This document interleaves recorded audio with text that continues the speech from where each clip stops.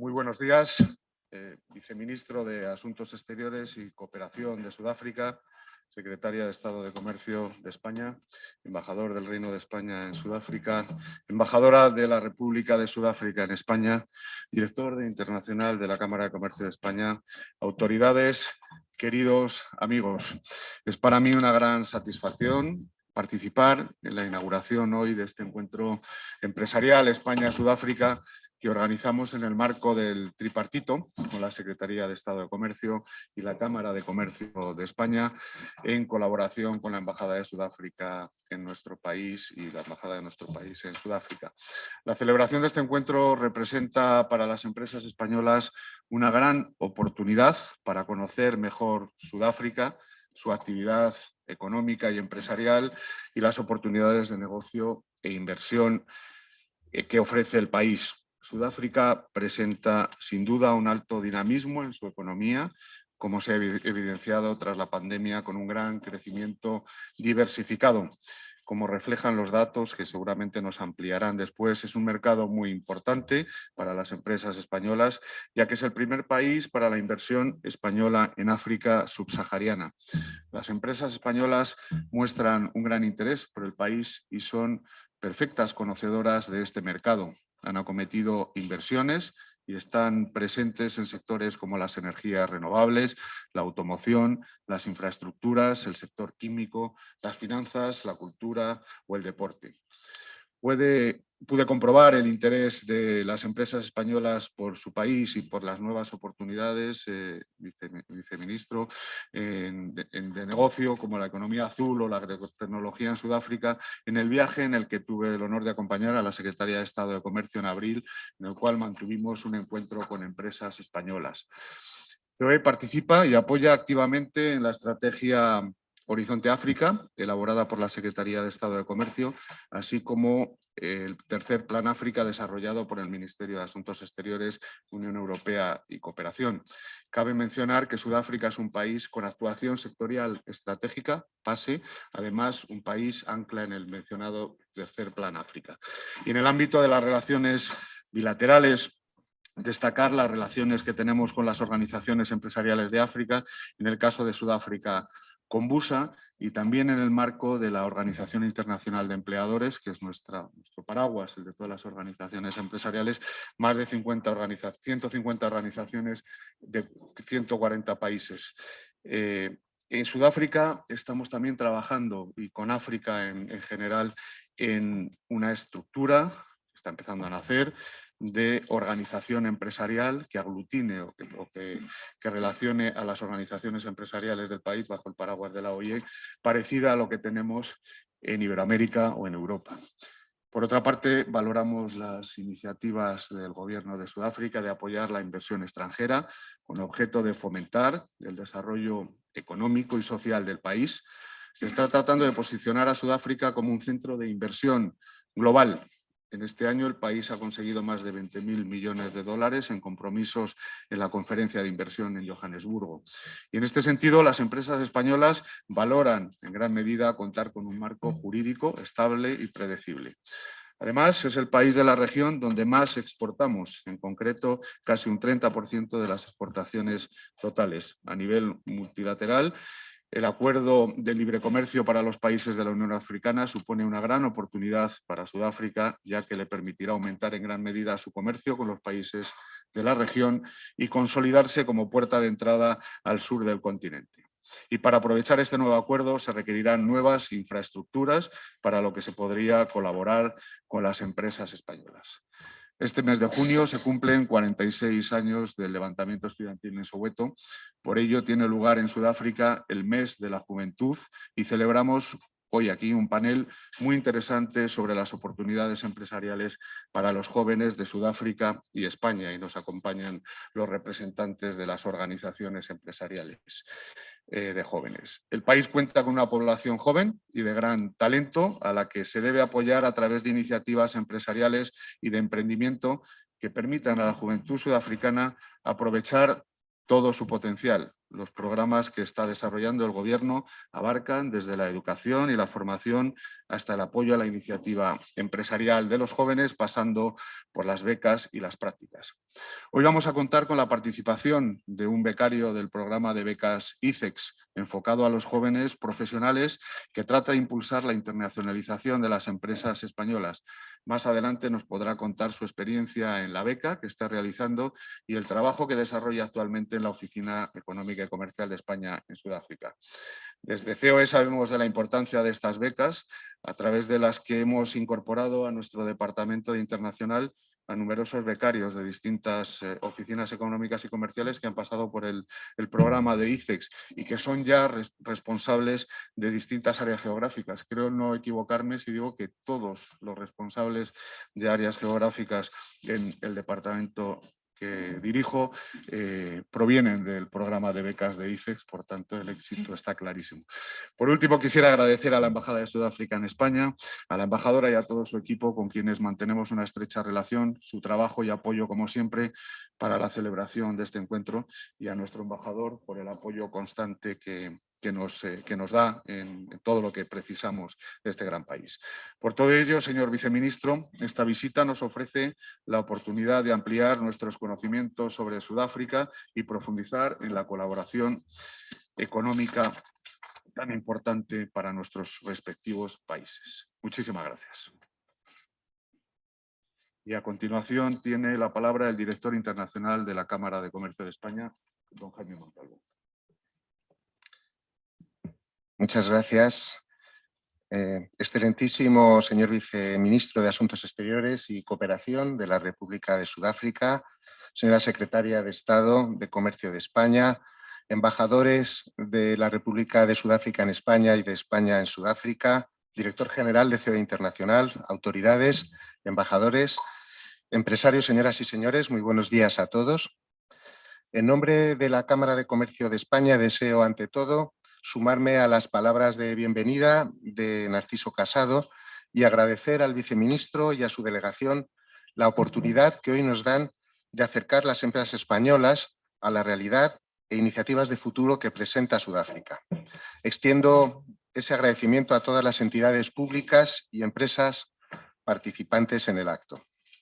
Como ha señalado el director general, este encuentro empresarial ha sido organizado por COE y la Embajada de Sudáfrica en Madrid en colaboración con la Secretaría de Estado de Comercio y Cámara de España en el marco de la alianza que las tres instituciones mantenemos en apoyo a la internacionalización de nuestras empresas. Sudáfrica es un país de enorme importancia en el continente africano, pues es una de las mayores economías de la región y también la más desarrollada e industrializada. Un país abierto y muy integrado en los flujos comerciales y de inversión en África y a nivel internacional. No sorprende por ello que Sudáfrica tenga la consideración de país estratégico para nuestro gobierno. Ha hecho alusión Narciso a nuestra participación activa en Plan África, en Plan Horizonte África, pero también es estratégico y prioritario para nuestra comunidad empresarial. Con unos intercambios comerciales que superan ampliamente los 2.300 millones de euros y un stock de inversiones bilaterales por encima de los 1.600, Sudáfrica es desde hace tiempo un socio de referencia en la región, pero con un potencial de desarrollo de nuestras relaciones todavía enorme. Hoy vamos a abordar oportunidades de comercio e inversión que sin duda existen en numerosos sectores de la mano de la agenda transformadora que ambos países estamos desarrollando. Y la capacidad de las empresas españolas para contribuir a través de la inversión y ejecución de proyectos al crecimiento y competitividad de esos nuevos sectores en Sudáfrica es clara. Además, en esta jornada se va a poner el foco en las oportunidades empresariales para los jóvenes de Sudáfrica y España. Y esta es una cuestión que nos parece fundamental abordar. Como ustedes saben, las cámaras de comercio contamos con una gran capilaridad que nos permite llegar al conjunto de las pequeñas y medianas empresas. Y está en nuestro ADN apoyarlas a través de nuestros programas, en la internacionalización, por supuesto, pero con carácter general en todo lo relativo a su competitividad, fomentando, entre otras, la innovación, la digitalización, la formación y el emprendimiento. La Cámara de España está en contacto con nuestras contrapartes en Sudáfrica, un contacto que se estrechó a raíz de la visita que hizo nuestra secretaria de Estado, a la que también acompañamos, y que nos permite avanzar en el desarrollo de esquemas de colaboración y programas conjuntos en estas áreas a las que me he referido, donde existe además importantes fuentes de financiación. Asimismo, y en coordinación con la Cámara Oficial de Comercio de España en Sudáfrica y la Oficina Económica y Comercial de nuestra Embajada, mantenemos nuestra apuesta por seguir llevando cada año a nuestras pymes españolas en misiones comerciales a su país y continuar junto a la Secretaría de Estado de Comercio, el ICEX y la COE, informando y haciendo llegar a las empresas esas nuevas oportunidades en el mercado africano. Termino destacando el imprescindible apoyo de nuestras respectivas embajadas y gobiernos, que están propiciando a través de visitas oficiales de alto nivel y de foros como el que hoy celebramos, un marco bilateral cada vez más sólido en el que la colaboración público-privada y las oportunidades que presenta el futuro inmediato se puedan materializar. Muchas gracias. Muchas gracias, Jaime. A continuación va a intervenir el embajador del Reino de España en Sudáfrica, don Raimundo Robredo. Muchas gracias, Narciso, secretaria de Estado, Deputy Minister, ambassadors, amigos, buenos días. Yo seré breve porque solo quiero añadir a la prioridad económica que se ha dicho y a la importancia económica de Sudáfrica, la importancia política. Único país africano en el G20, único país africano en BRICS también. La Unión Europea tiene 11 asociaciones estratégicas en todo el planeta y solo una de ellas en África subsahariana, que es con Sudáfrica. Nosotros, como se ha dicho, en nuestro marco estratégico de política exterior hacia África identificamos 3 países denominados ancla, que son países de prioridad reforzada, y uno de ellos es Sudáfrica. Esto responde a muchas razones. Las que se han mencionado son, yo acabo de añadir algunas políticas evidentes, pero dentro de las económicas es efectivamente nuestro primer país de inversión. Y es una inversión que es además peculiar, porque los sectores en los que España invierte en Sudáfrica, el primer país de inversión en África subsahariana, va por delante Marruecos en el norte, por razones de proximidad, pero yo creo que el parecido entre las economías y el potencial entre las economías de España y de Sudáfrica es grande. Hay mucho comercio intraindustrial, pero ciñéndonos a la inversión, los sectores de inversión son energías renovables, el sector pesquero con un componente tecnológico muy grande, incluida la transformación, acero inoxidable, hay una gran planta de acero inoxidable, la única del continente africano, está en Sudáfrica, el sector automovilístico, es decir, son sectores con un componente tecnológico grande y ese componente tecnológico grande requiere un ecosistema, un marco legal, una serie de infraestructuras, etcétera, que en Sudáfrica existen. Entonces es un país que para aquellos de ustedes que ya están en Sudáfrica no es necesario que yo se lo cuente, para los que todavía lo están considerando, ténganlo en cuenta porque es un país donde es relativamente fácil encontrar un ecosistema de inversión no muy distinto al de España, ¿no? Y esto se traduce por nuestra parte, esta prioridad política de Sudáfrica, en una agenda de visitas que se ha mencionado, la de la Secretaría de Estado en abril, finales de marzo, principios de abril a Sudáfrica, y ahora la del Deputy Minister Butes aquí en España, pero que es una agenda que está previsto que continúe. Esto no es, lo que quiero decir es que no es un fogonazo que luego se olvida, sino que no solo va a continuar, sino que está previsto incluso reforzarla.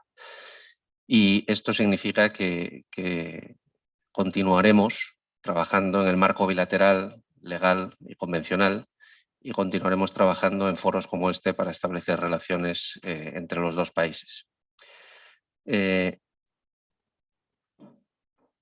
Yo llegué a Sudáfrica como embajador designado, todavía no he presentado cartas credenciales, en enero, y ya he visto llegar a la Secretaria de Estado, ahora el viceministro, nuevas inversiones, nuevas oportunidades.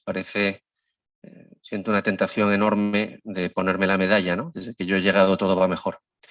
La realidad es que es el trabajo, entre otras personas, y con esto acabo, de la embajadora Tenjibu Ntinso, que se va, y por eso acabo con esto, porque se va en breve, ya nos deja para ir a otro destino, a Namibia, un país muy importante para Sudáfrica, pero por muy importante que sea Namibia para Sudáfrica, no quería acabar sin decir que deja un hueco en España igual de importante o más. Y eso es todo por mi parte, porque yo creo que lo interesante aquí es escuchar a ustedes y a la Secretaria de Estado y al Viceministro. Gracias.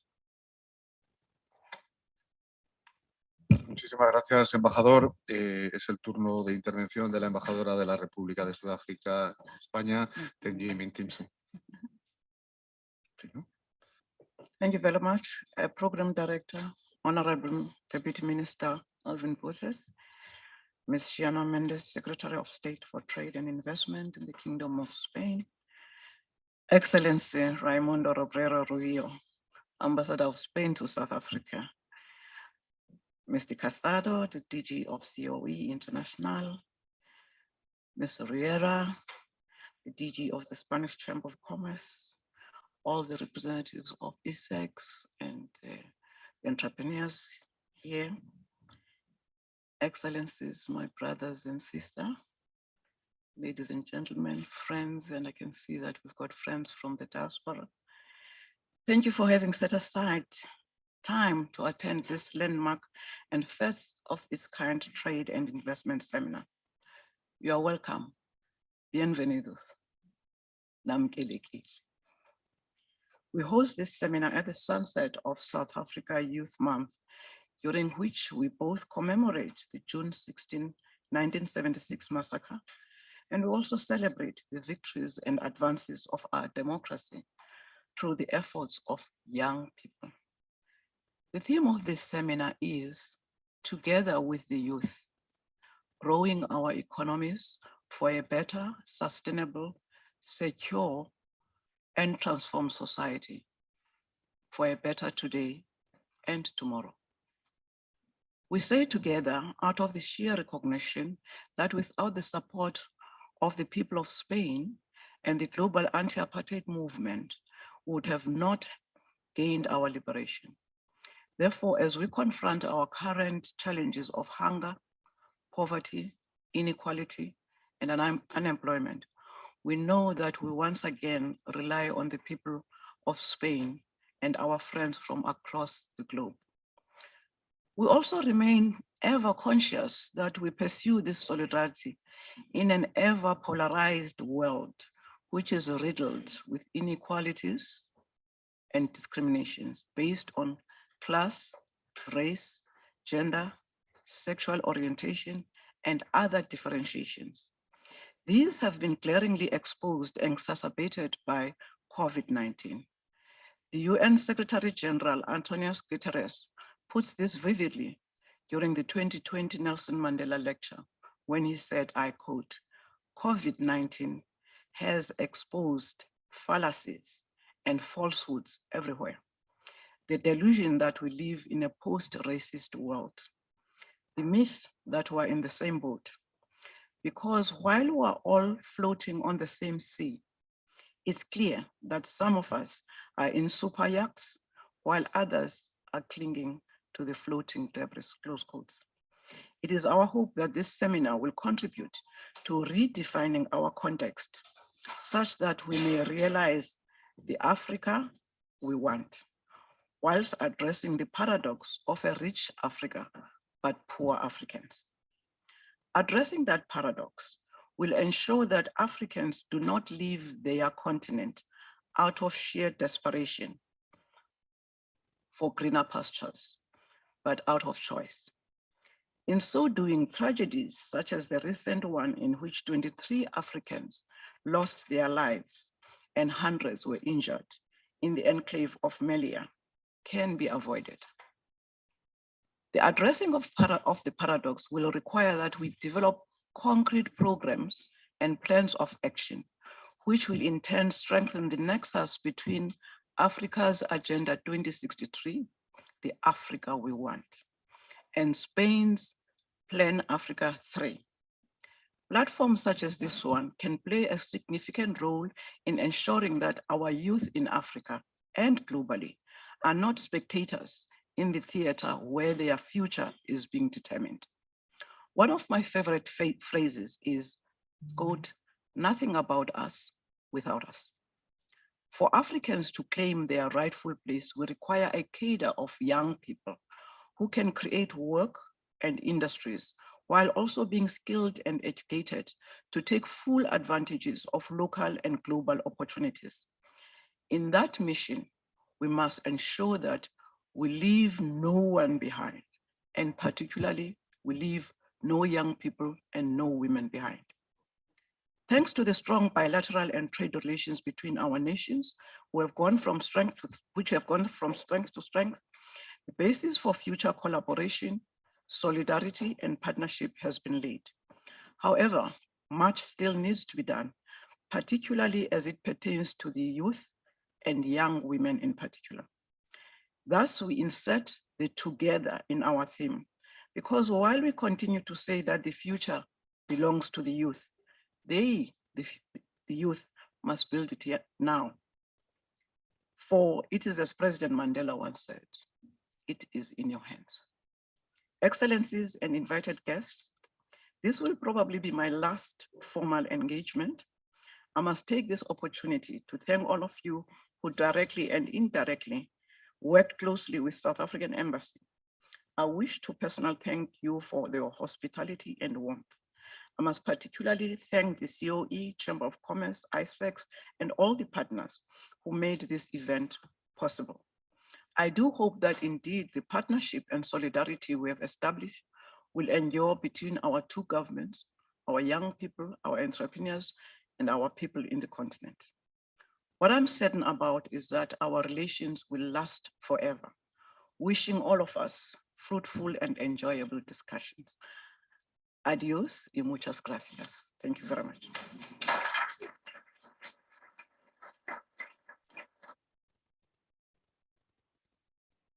Muchas gracias, embajadora. Y para cerrar esta sesión inaugural, intervendrá la secretaria de Estado de Comercio de España, doña Siana Méndez. Muchas gracias, Narciso. Pues en primer lugar quisiera agradecer a todos la asistencia a este evento porque bueno, encuentros como este contribuyen a el objetivo común de todos los que nos reunimos aquí hoy, que es ver crecer en importancia y en amplitud las relaciones comerciales y las relaciones de inversión entre ambos países. Hemos visto que después de la pandemia las relaciones comerciales han vuelto a resurgir, a fortalecerse, a recuperarse y es síntoma de unas relaciones tanto de comercio como de inversión que son de por sí tradicionales y robustas. Y de hecho Sudáfrica, como se ha dicho, es uno de los principales mercados de destino tanto de la inversión como también de la exportación española en el continente. Es una balanza además muy equilibrada y, como decía el embajador, robusta porque además es de alto contenido intraindustrial, lo cual es importante para que la misma sea sólida y para poder identificar áreas de colaboración dentro de la industria de la automoción, de las energías renovables, como se ha dicho, y de otros sectores muy prometedores. Yo quisiera, para no alargarme, solo referirme a dos áreas que formaron parte de la agenda de nuestro viaje, el viaje que hice junto con COE y también con la Cámara de Comercio de España a Sudáfrica a finales de marzo, y donde es evidente la sinergia que puede existir entre nuestras comunidades empresariales. En primer lugar, las energías renovables y en segundo lugar las infraestructuras.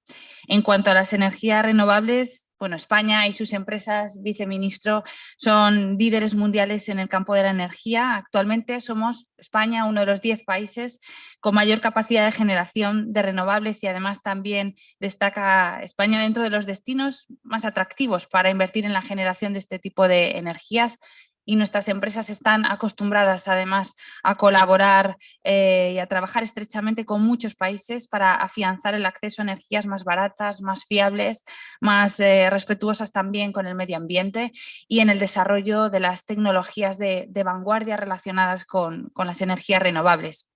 Y en el ámbito del desarrollo y de la gestión de infraestructuras, nuestras empresas también gozan de una excelente reputación internacional, de una amplia experiencia internacional, se encuentran entre las mayores constructoras del mundo, innumerables aeropuertos, puertos, carreteras, infraestructuras de transporte de todo tipo, construidas y gestionadas por empresas españolas, se sitúan entre los proyectos más emblemáticos del mundo en este sentido. Pero por su parte, Sudáfrica es la economía más desarrollada del continente africano, también uno de los países más poblados. Su posición predominante, además, dentro de los procesos de integración económica, comercial en el continente lo hacen especialmente interesante para países como España, la madurez del mercado, la sofisticación también de los consumidores y, como se ha dicho antes, sobre todo la existencia de un tejido productivo local que es idóneo para la empresa española. Todo esto hace que Sudáfrica sea un socio prioritario dentro de nuestra política comercial. Es el primer destino de las exportaciones de España en África subsahariana y además se estima que las empresas españolas muy presentes desde hace años en este país tienen un impacto también muy claro sobre la creación de riqueza y la creación de empleo en Sudáfrica. Está llamada a crecer este país. Sudáfrica está llamada a crecer por el incremento también, el auge del precio de las materias primas y ese dinamismo económico que nosotros esperamos de su país, viceministro, hará que se generen oportunidades para aprovechar plenamente esa coyuntura, pero que va a ir, desde luego, muy de la mano del desarrollo de inversión por parte del gobierno sudafricano en los sectores de la energía y de las infraestructuras, es decir, sin inversión en estos sectores, el crecimiento económico del país no será tan sencillo. Pero nos consta la apuesta que el gobierno sudafricano va a hacer precisamente tanto por la energía renovable como por el sector de las infraestructuras. En primer lugar, se ha de lograr la incorporación de 4 gigavatios de generación de energía renovable de manera anual hasta el año 2030. Es muy ambiciosa su agenda, viceministro, y en mi última visita a Sudáfrica ofrecimos al gobierno sudafricano trabajar de manera conjunta a través de asistencias técnicas que permitan identificar proyectos de interés a ejecutar por las empresas españolas. Y en segundo lugar, la inversión de infraestructuras deberá pasar del 2% del PIB al 5% del PIB durante las 2 próximas décadas y para ello, por supuesto, el concurso del sector privado va a ser también fundamental. Así que durante esa visita también ofrecimos al gobierno sudafricano trabajar conjuntamente para favorecer la llegada de la inversión privada y la proliferación de esquemas de colaboración público-privado para fomentar la participación público-privada en las infraestructuras. Confiamos desde luego en poder avanzar en estas 2 líneas de trabajo y aprovecho para solicitarle, viceministro, su colaboración y su intermediación también con sus colegas en el gobierno sudafricano, con sus colegas de otros departamentos para poder trabajar de forma productiva conjuntamente. Y quisiera antes de concluir también dedicar unas palabras al segundo panel que se celebra hoy sobre juventud y empleo, sobre juventud y capacitación y oportunidades. Sudáfrica es un país joven, dinámico, con un peso muy importante de la población juvenil que enfrenta, sin embargo, unas tasas de desempleo que son preocupantes. También en España tenemos, desde luego, el reto de aprovechar nuestro talento, el talento de una juventud muy bien formada, cosmopolita, nativos digitales y que se va a enfrentar a las 2 transiciones más importantes que tenemos por delante, que son la transición ecológica y la transición digital. Así que, sin duda alguna, el segundo panel también es de muchísimo interés para ambos países y debemos identificar también formas e instrumentos de colaboración. Mencionabas, Narciso, el programa de becas ICEX, porque contamos en el segundo panel precisamente con un becario que se encuentra en la Oficina Económica y Comercial en Sudáfrica. Es un programa de becas que va por su 47 edición ya y que es uno de los motivos de orgullo de esta Secretaría de Estado. Y para finalizar, simplemente animar a todas las empresas que están presentes a participar y a seguir trabajando en favor de la consolidación de nuestras relaciones económicas y comerciales en sectores que son críticos para el desarrollo de ambas economías, en contar, por supuesto, con la Secretaría de Estado de Comercio y con todos los instrumentos e instituciones que de esta dependen para poder consolidar las estrategias de internacionalización en Sudáfrica, porque, insisto, este será uno de nuestros países prioritarios para el desarrollo de las relaciones comerciales y de inversión. Y sin más, les deseo que esta jornada sea fructífera y, dear Ambassador, I want you to to congratulate you for all the successes in your stay here in Spain. We've worked a lot together, and I really wish you all the best in Namibia, and I will definitely miss you.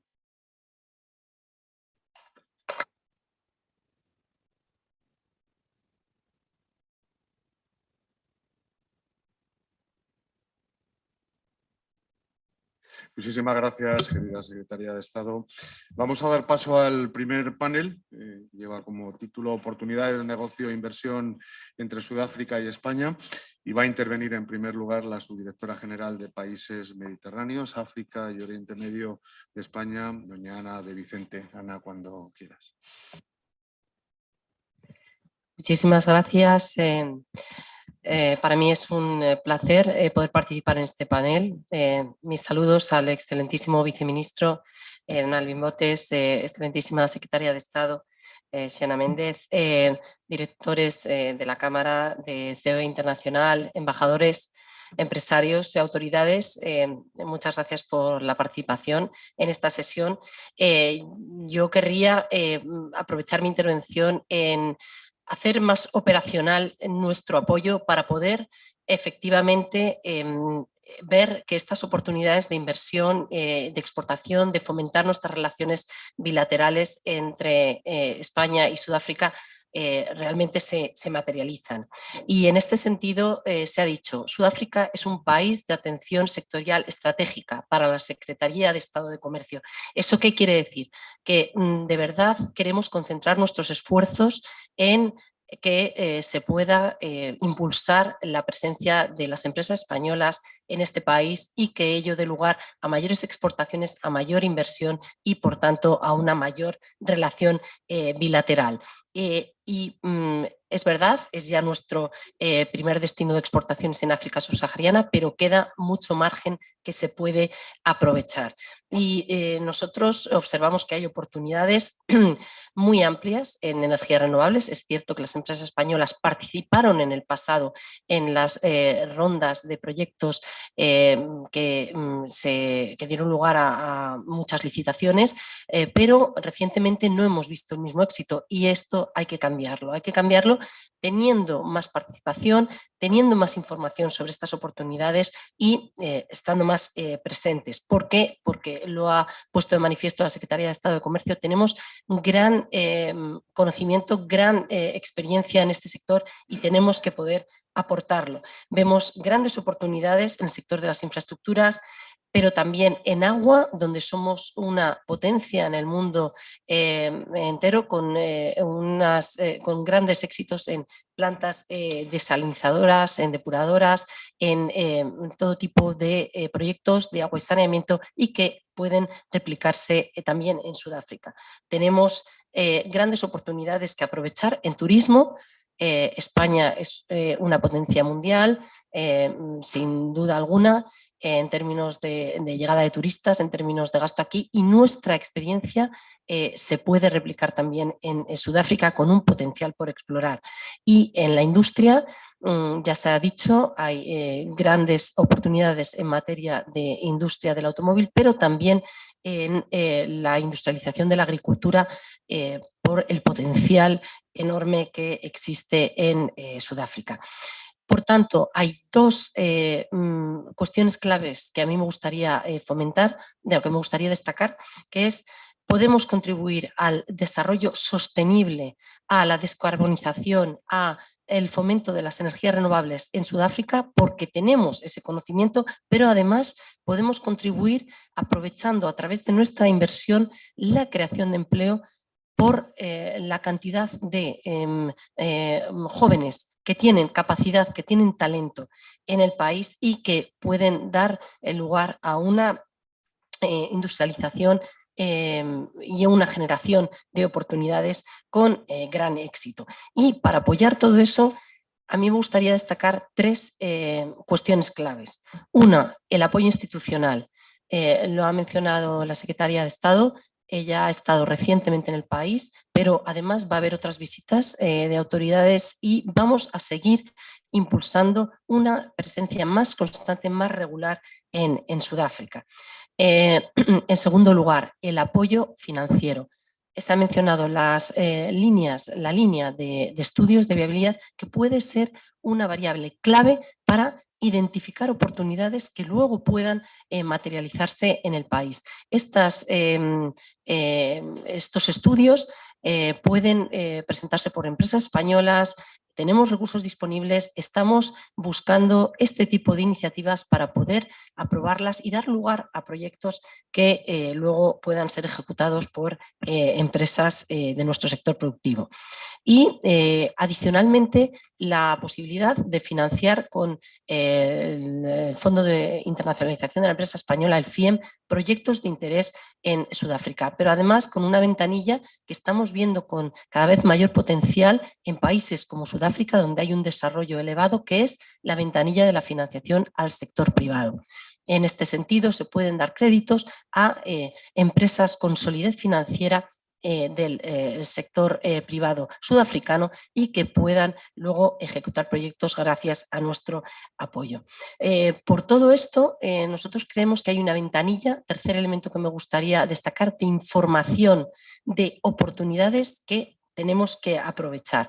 Y en este sentido, este encuentro es uno de los eventos y una de las ventanillas que nosotros creemos que hay que utilizar para poder conocer más y aprovechar más las oportunidades que hay en Sudáfrica y las oportunidades de transferencia de conocimiento desde las empresas españolas al sector privado sudafricano. Por tanto, nosotros animamos a utilizar estas oportunidades, a contactar con la Secretaría de Estado de Comercio, la Dirección General de Comercio e Inversiones, la subdirección que yo represento de relaciones con países de África, Mediterráneos y Oriente Medio, y concretamente venir y presentar los proyectos, las iniciativas que el sector privado español quiera desarrollar en Sudáfrica. Además, contamos con una oficina económica y comercial estupenda en Johannesburgo, dentro de la embajada, y creemos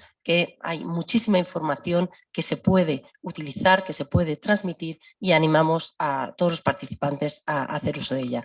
Muchas gracias por su atención y deseo que sea además un éxito esta convocatoria con un panel muy importante, que estamos desarrollando ahora, y también el de la juventud, con un papel clave concretamente en las relaciones entre Sudáfrica y España. Gracias. Muchísimas gracias, Ana. Es el turno ahora de la directora de Promoción de Inversiones del Departamento de Comercio, Industria y Competencia de Sudáfrica, señora Annelies van der Merwe. Good morning, Deputy Secretary for Trade of Spain, Ms. Mendes, South African Deputy Minister for International Relations and Cooperation, His Excellency Mr. Alvin, Ambassador of the Republic of Spain to South Africa, Ambassador of South Africa to Spain, Director General of the COE International, Director General of the Spanish Chamber of Commerce, Ms. Riera, fellow panelists, distinguished guests, ladies and gentlemen, all protocol observed.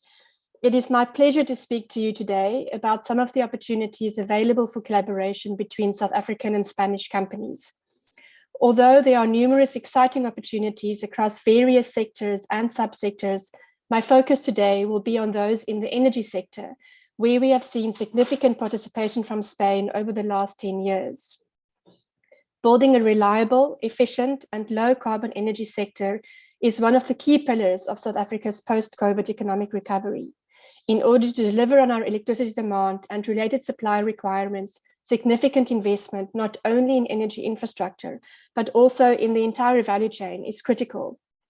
South Africa established a renewable energy procurement program, also known as REAP, with Spanish participation in 2012, and since then has procured over 6.4 gigawatts of electricity from renewable energy sources from 112 independent power producers, with over 5.2 gigawatts of this already operational, and the balance expected to be connected in 2022.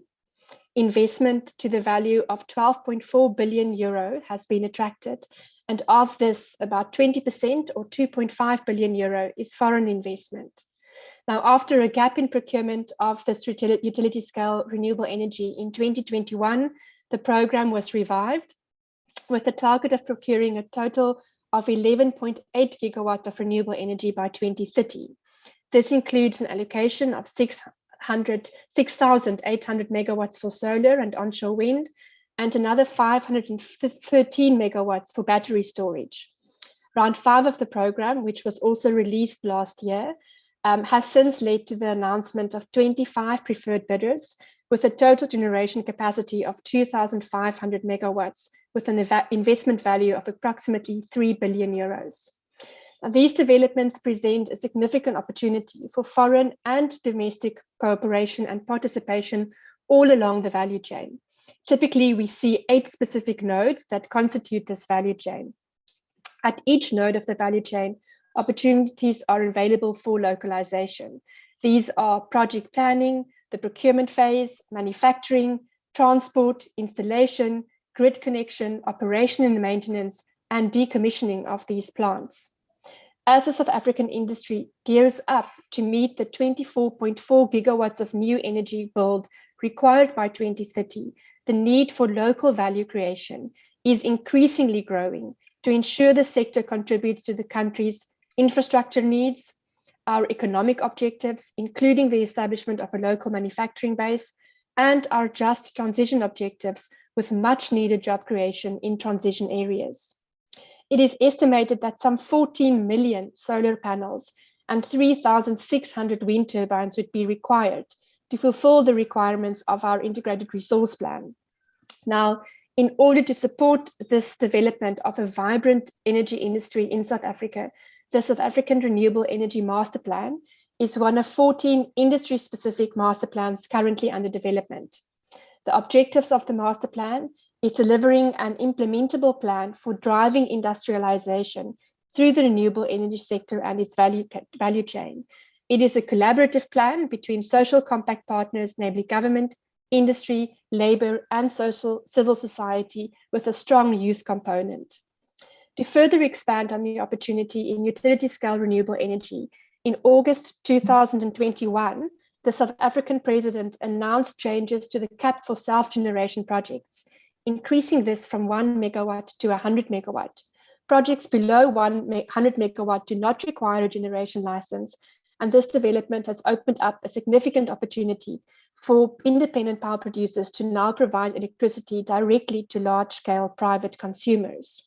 For example, the mining sector has reported a pipeline of renewable energy projects totaling 2 gigawatt that could come on stream in the next few years.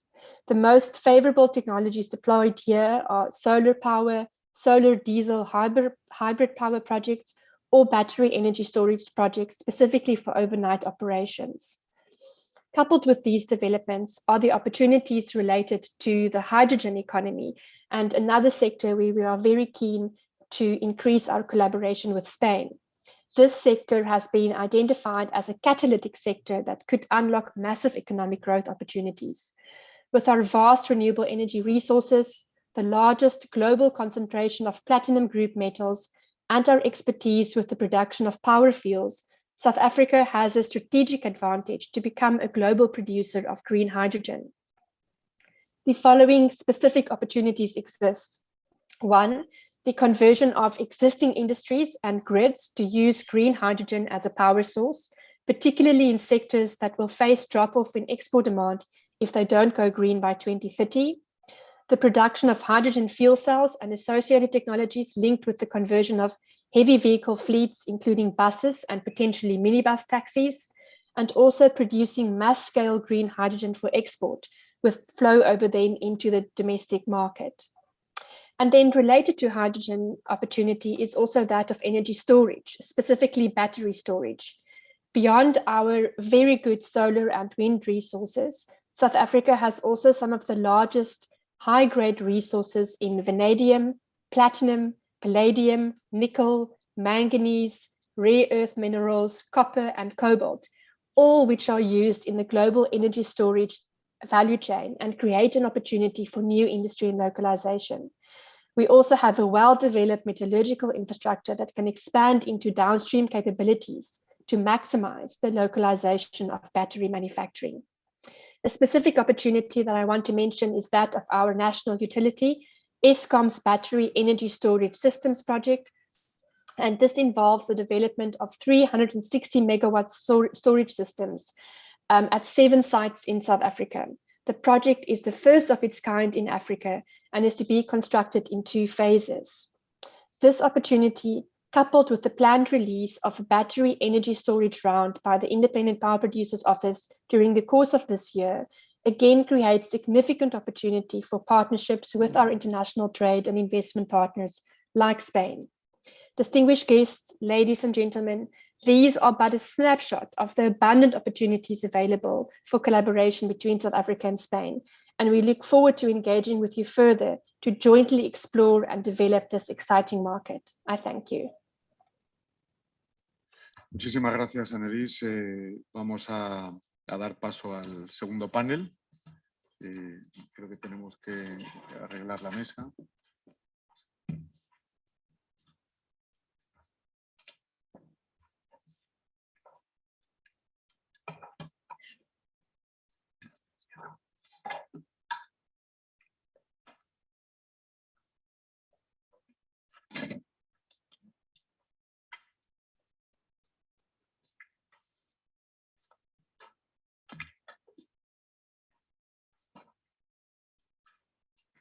Reorganizamos la mesa un minuto.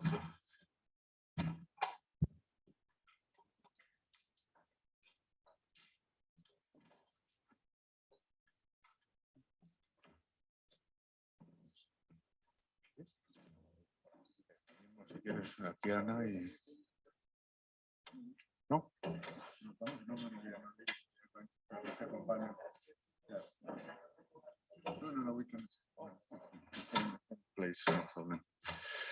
Muy bien, pues vamos a empezar con ese segundo panel del que todos hemos comentado al principio sobre juventud y empresa, oportunidades empresariales para los jóvenes de Sudáfrica y España. Y vamos a contar con la participación, las intervenciones del presidente de la Confederación Española de Asociaciones Empresariales de Jóvenes Empresarios, CEAGE, Fermín Albadalejo, gran amigo, con el director de la oficina de la Liga en Sudáfrica, Marcos Pellegrín, la vicepresidenta de la Agencia Nacional de Desarrollo de la Juventud de Sudáfrica, la señora Karabo Moale, y una joven empresaria de MTB Fuels, la señora Onika Toko.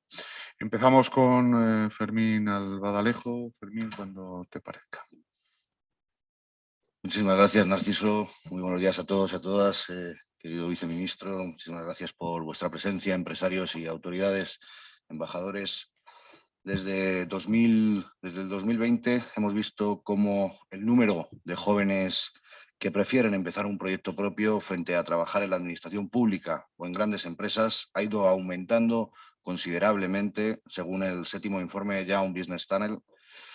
La mayoría de nuestras startups ya superan los 2,7 años de vida, un dato que refleja claramente la madurez empresarial de nuestros jóvenes, ya que en 2020 la media estaba en 2,5 años. La tasa de actividad emprendedora española ha aumentado un punto con respecto al año anterior, del 5,2 al 6,2%, y por primera vez en 8 años ha superado el umbral del 6%, acercándose a cifras anteriores a la crisis. Nuestros jóvenes empresarios españoles reclamamos que se reduzcan las cargas impositivas y las cotizaciones sociales, así como que los fondos Next Generation lleguen realmente a las pequeñas y medianas empresas y que no solo se queden en las grandes corporaciones y multinacionales. Actualmente se han concedido unos 2.500 millones de euros en ayudas, por los que más del 75% de los recursos está por adjudicar. En cuanto al fomento del emprendimiento, los jóvenes demandamos una reducción, como comentaba, de los trámites burocráticos. Las pequeñas y medianas empresas piden menos impuestos y burocracia para poder afrontar los años postcrisis del coronavirus. Piden que la Administración centre sus esfuerzos en simplificar trámites administrativos y reducir plazos de pago en las operaciones comerciales. En cuanto a nuestra relación con Iberoamérica, como bien comentaba Narciso Casado, la Confederación de Jóvenes Empresarios guarda una estrecha relación con nuestra Federación Iberoamericana de Jóvenes, que se formó en el año 2008, un proyecto que contó con el apoyo de CEIP y SEGIF y del que la Confederación Española forma parte activamente. Iberoamérica tiene una población joven de más de 163 millones y se encuentra en una situación demográfica ventajosa para impulsar el emprendimiento. El desafío más grande que tiene actualmente España en su relación con FIGE es impulsar la generación de negocios en Iberoamérica, segmentando y encontrando soluciones para las distintas problemáticas que atraviesan las empresas en Iberoamérica. Iberoamérica es la región con mayor porcentaje de jóvenes y también la generación más preparada de la historia, con una gran resiliencia y afán de emprendimiento.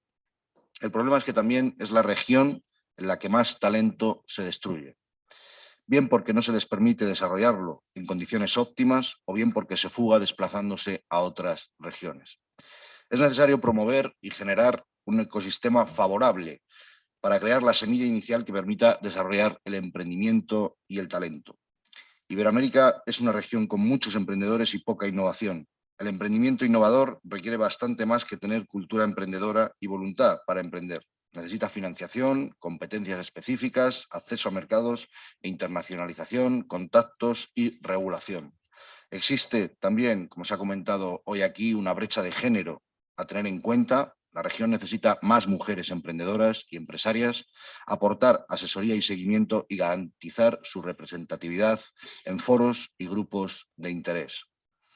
En Iberoamérica ya se han invertido 5.800 millones de dólares de fondos en los que se denomina Venture Corporate, cifra que da buena muestra del auge de este sector desde hace algunos años. A nivel mundial, este tipo de inversión está ganando terreno en países como Brasil, México, Chile y Argentina. Actualmente la región ya cuenta con 34 unicornios, mientras que hace 4 años tan solo había 2. Un dato que refleja el potencial del emprendimiento que ha surgido durante los últimos años. Y aquí resaltar también lo que ha comentado mi compañero Narciso Casado al inicio de la intervención, la creación del Consejo Empresarial Iberoafricano, recientemente constituida aquí en esta casa, en la Casa de los Empresarios Españoles, en la que los jóvenes empresarios tendremos un papel determinante y también muy activo dentro de este Consejo por nuestro interés en la región de África. El continente africano es uno de los pocos que se está salvando del efecto devastador del coronavirus. Esto ha provocado que muchos la vean como una vía de escape, sobre todo a nivel económico, y una oportunidad de que empresas españolas de construcción, salud, turismo, con la tecnología como base, comiencen a proyectar allí sus planes de expansión. Sudáfrica es la economía más desarrollada y estable del continente africano y un mercado con más de 55 millones de consumidores. Forma parte del grupo de economías emergentes más destacadas del mundo, al que pertenecen potencias como China e India. Su renta per cápita supera actualmente los $6.000. Así se destacó en un encuentro organizado en 2020, retos y oportunidades de negocio en África en el marco del COVID-19, respuestas desde los 3 principales hubs, organizado por Gidit Network y la Asociación de Empresas del Metal de Madrid. Según destacó Juan Millán, socio director de la empresa, hay 2 grandes factores que definen las oportunidades para las empresas españolas que quieran hacer negocios en África.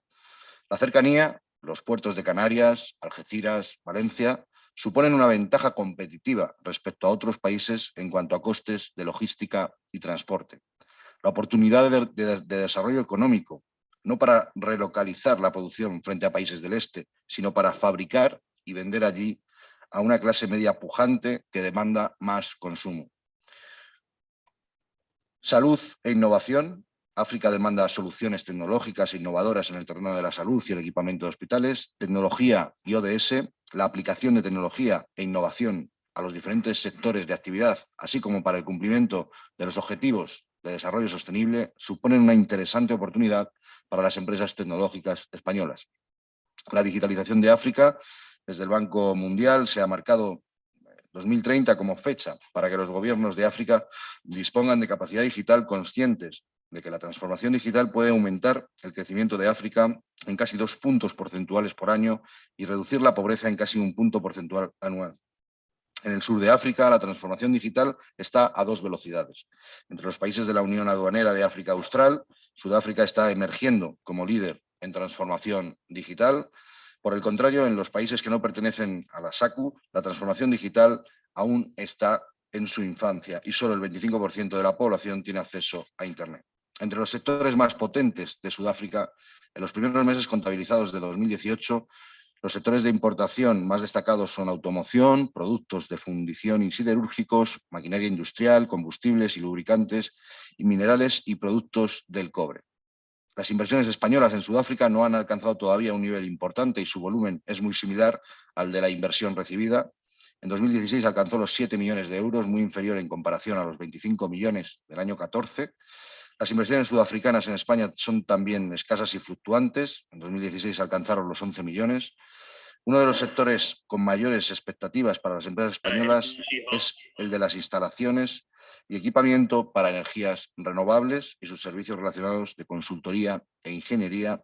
Otro sector interesante es el de equipos y componentes de automoción destinados al abastecimiento de las fábricas de vehículos que algunas marcas internacionales han instalado en Sudáfrica. En el sector agroalimentario existen oportunidades en la exportación de productos como el aceite de oliva o la fruta, cítricos en particular, aprovechando el fenómeno de la contraestacionalidad. Encuentros como el que celebramos hoy nos acercan cada día más y nos permiten conocer de primera mano todas las oportunidades bilaterales que existen. Sigamos trabajando para fortalecer nuestros puentes. Desde los jóvenes empresarios de España trataremos de promover acciones que nos permitan seguir conociendo Sudáfrica y aprovechar todas las sinergias que han quedado manifiestas en este encuentro para que nuestros países sigan haciendo más y mejores negocios. Gracias a todos los participantes, estáis en vuestra casa, los jóvenes empresarios de España siempre os recibiremos con los brazos abiertos. Muchísimas gracias.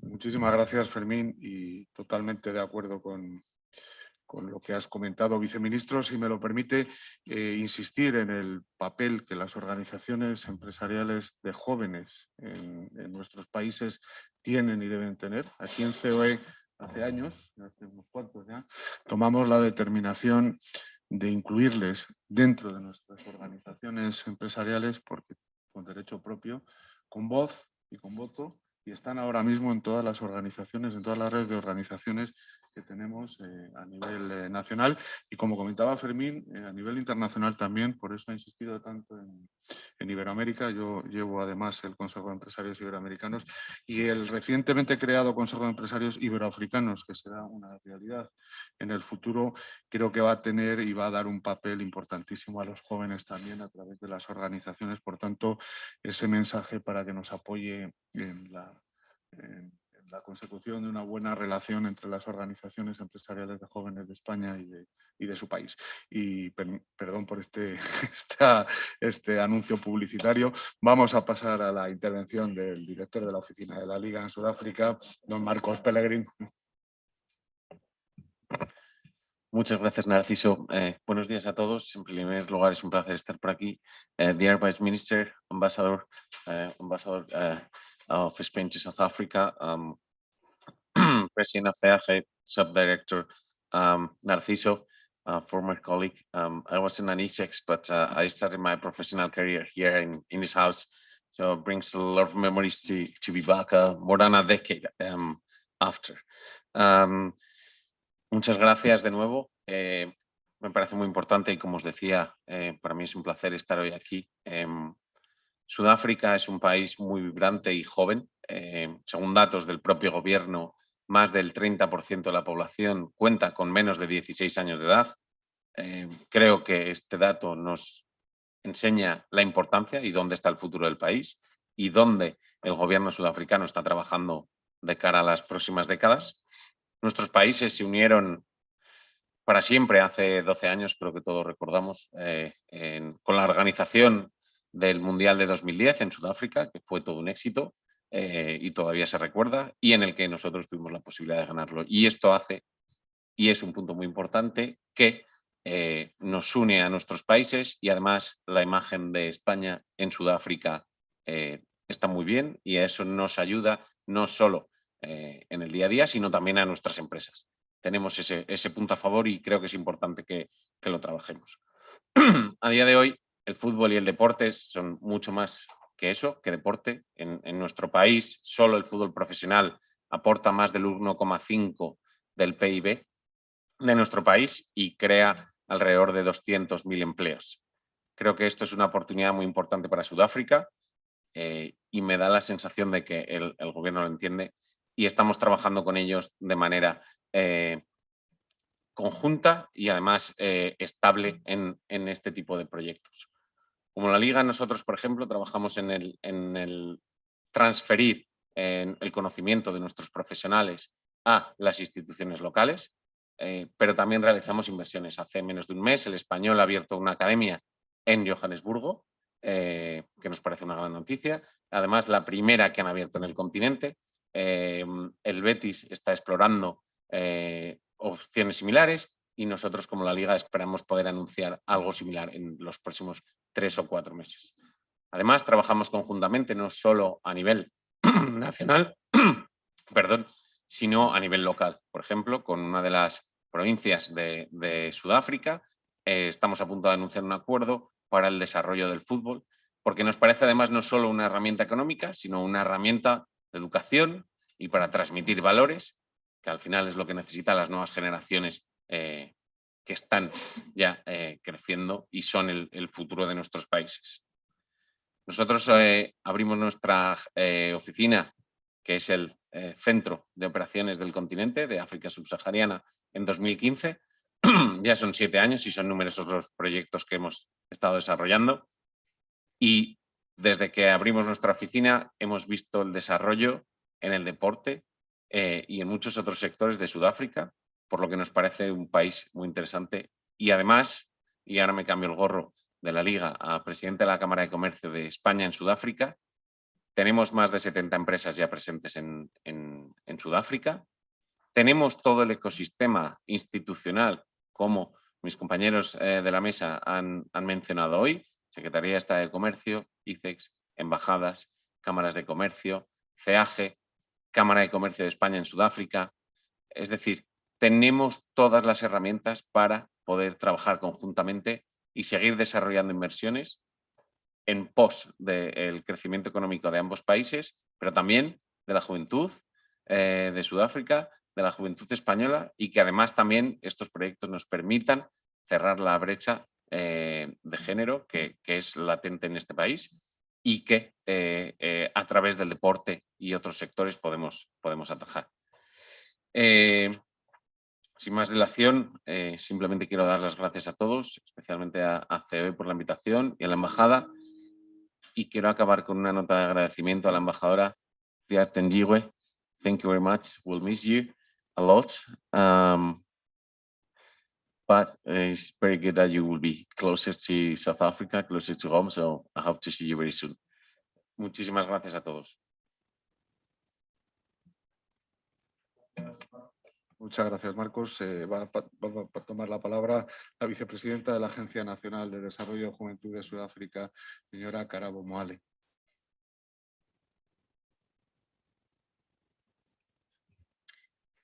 Thank you very much, Program Director.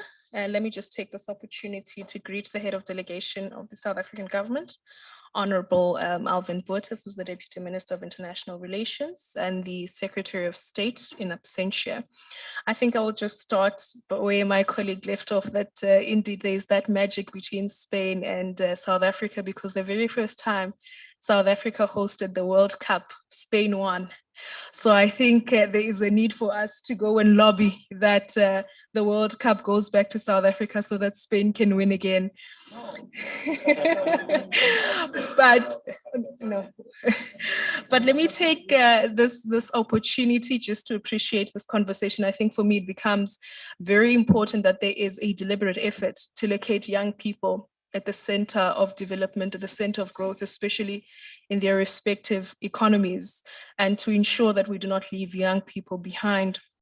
It is extremely undeniable that South Africa has got great potential. And I think I want to say that this is a great opportunity for Spain as well to reflect on how South Africa can be able to contribute as well in their economy. But I think one of the greatest things that we want to deposit today is that we cannot invest in the economy, but leave out the human capital. The unemployment rate in South Africa is quite high, but we're very positive, Deputy Minister, that we see this as an opportunity for there to be investment in human capital. That when you have scarce skills and you have human capital, then it means that there's something that can definitely be done to ensure that we accommodate young people in the economy and ensure that they meaningfully contribute. We always say that we live in what is called a VUCA world, a world that is volatile, a world that is uncertain, a world that is ambiguous, a world that is complex.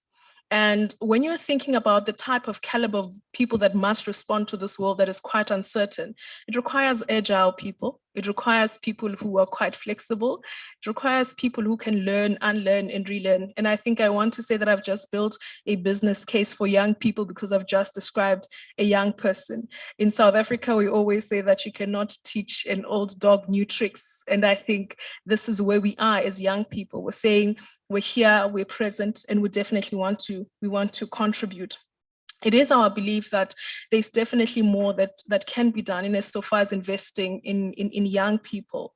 And I think one of the greatest areas that we're busy reflecting on, is the opportunity that is represented by entrepreneurship. But when you speak about entrepreneurship, young people have a great challenge when it comes to access to markets. There is a great barrier of access to markets. I think if we're to ask how many young people, are represented in the billions that we're speaking about in so far as international trade is concerned, you will not find young people there. And I think we want to encourage both governments that young people need to be located at the center of trade, international trade, as well as local trade. There needs to be set aside, where I think we're here to request 30%, Deputy Minister, that 30% must be set aside for young people. The trade table must be transformed. We have a belief that trade needs to be transformative in nature. It needs to drive that agenda. You cannot say you are investing and you're not transforming the lives of the people that are in that particular economy. When you look at the face of poverty in South Africa, it is a Black young woman who lives with a disability. And I think when we try and transform the trade table, we need to be reflective of those material conditions that are there. We need to be able to ensure that, look, if there are no tables, build new tables for young people to be able to participate. We believe strongly that South Africa has got great skill, very innovative young people. You've got Gidiboni Tsilwane from South Africa who produces bricks from plastic, that speaks to climate change. You've got Mahlohonolo and Masego Mphahlele who invented X-ray glasses to assist and contribute to the health system backlog in South Africa. You've got young people who invented the WeBox that gives South Africans uninterrupted access to internet, even during periods of load shedding. These young people come from the University of Cape Town. You've got young people from the Tshwane University of Technology who invented a 4th generation solar powered car. We need to be able to identify these young people. We need to be able to call out their names and be able to say, here's an investor in Spain that will be able to help you to commercialize on some of the work that you're doing.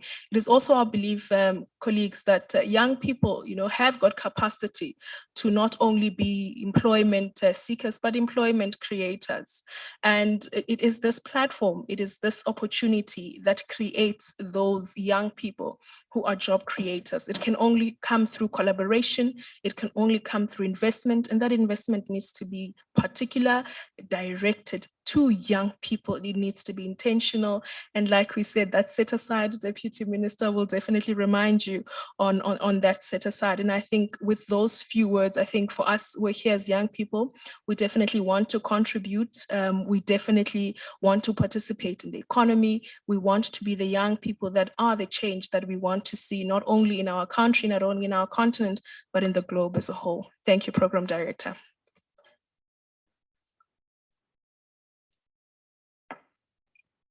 Sí, muchísimas gracias. Ya para finalizar este panel, desde Sudáfrica va a intervenir una joven empresaria de MTB Fuels, la señora Onika Toko. Adelante.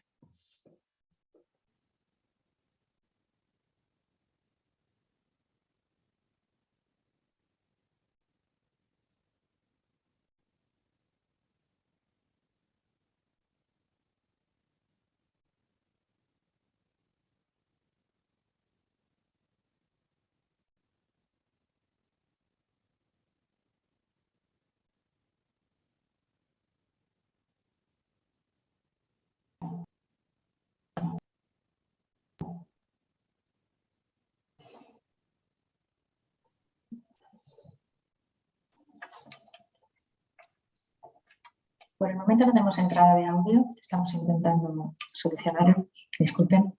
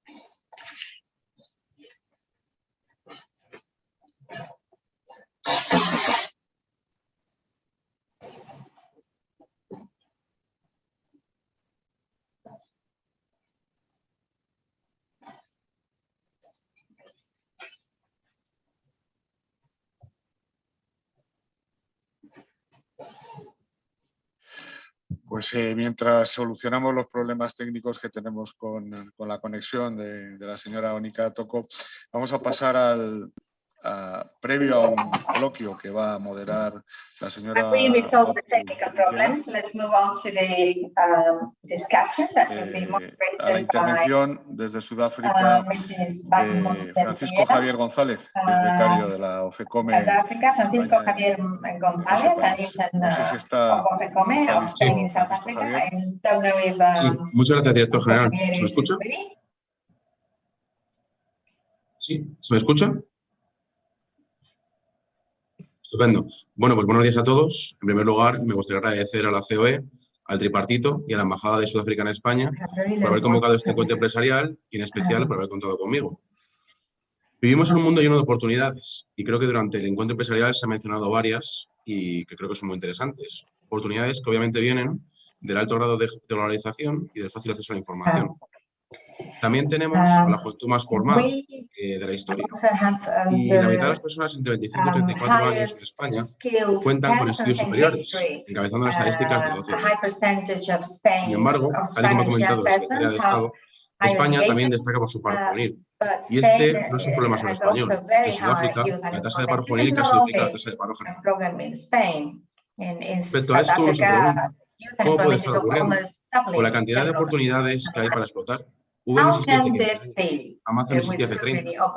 La gran mayoría de las personas con estudios universitarios de mi generación pueden, como una conversación básica en inglés Y sin embargo, el 37% de los jóvenes españoles entre 16 y 24 años tienen dificultades para encontrar un trabajo. Ante esto, yo, y creo que varios asistentes más, se preguntarán, ¿qué es lo que se nos está escapando? Creo que existen múltiples respuestas a esta cuestión. Sin embargo, me gustaría señalar una en concreto que he vivido como estudiante y como trabajador. Y es que escasean las oportunidades para ganar experiencia y para demostrar y ampliar los conocimientos adquiridos dentro del proceso educativo. Tenemos niveles más altos de educación, sí, pero ¿de qué tipo? Pues mayoritariamente teórica y poco práctica. Esta falta de experiencia, sumada a que la formación que recibimos no siempre es la que el mercado laboral demanda, nos aleja de una gran cantidad de puestos de trabajo. Sin embargo, existen excepciones a la regla, y creo que el programa de las becas ICEX es sin duda una de ellas. Ya de por sí, 2/3 de la duración del programa es puro aprendizaje práctico. Pero los que somos becarios ICEX, y ya saben que un becario ICEX lo es para toda la vida, o los que conocen el programa, sabemos que no se queda ahí. Desde el primer momento que se entra en el máster, el nivel de exigencia es altísimo. A cambio, desde ICEX-CECO se preocupan porque nuestra formación esté a la altura de lo que se nos exige. Y lo hacen gracias a profesores con conocimiento teórico, claro, pero sobre todo práctico. El aprendizaje no se queda en el máster, sino que inmediatamente después nos incorporamos a una oficina comercial en cualquier rincón del mundo. Y aquí considero que aparece la primera oportunidad. Oportunidad de poner en práctica los conocimientos adquiridos en el máster, de obtener muchos otros nuevos, de trabajar con verdaderos profesionales de la internacionalización y de interactuar con empresarios españoles y sudafricanos. En definitiva, se nos brinda la oportunidad de seguir aprendiendo, pero sobre todo de demostrar de lo que somos capaces. Precisamente, las limitaciones que creo que tiene nuestro sistema educativo y laboral son las que vienen a paliar las becas ICEX. Las becas ICEX ofrecen mucho conocimiento práctico y oportunidades, muchas oportunidades. Por eso mismo, cuando mis amigos o conocidos me preguntan cuál es el siguiente paso después del ICEX, les respondo que el que uno quiera, ya que un becario ICEX puede acabar siendo ministro, como ya ha sucedido, puede acabar creando su propia empresa en el sudeste asiático o puede acabar trabajando para la casa que nos acoge hoy.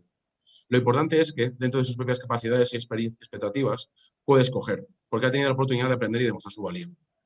El mensaje principal que quiero transmitir durante mi discurso es un mensaje de agradecimiento por las oportunidades recibidas y por la confianza en el futuro. Así que me gustaría dar las gracias al ICEX, a mi consejero y al personal de la oficina comercial por su especial involucración en este proceso de aprendizaje, a las organizaciones y empresarios españoles que cuentan con nosotros para sus proyectos y a España y a sus ciudadanos, porque sé que este programa en el que mis compañeros y yo estamos inmersos no podría existir sin el esfuerzo de muchas personas contribuyendo y con sus impuestos y con su trabajo. Así que muchas gracias a todos por su atención y espero que sigan disfrutando de este encuentro. Y a la parte sudafricana les deseo que disfruten de lo que España puede ofrecer. Yo estoy disfrutando mucho de todo lo que tiene que ofrecer su país.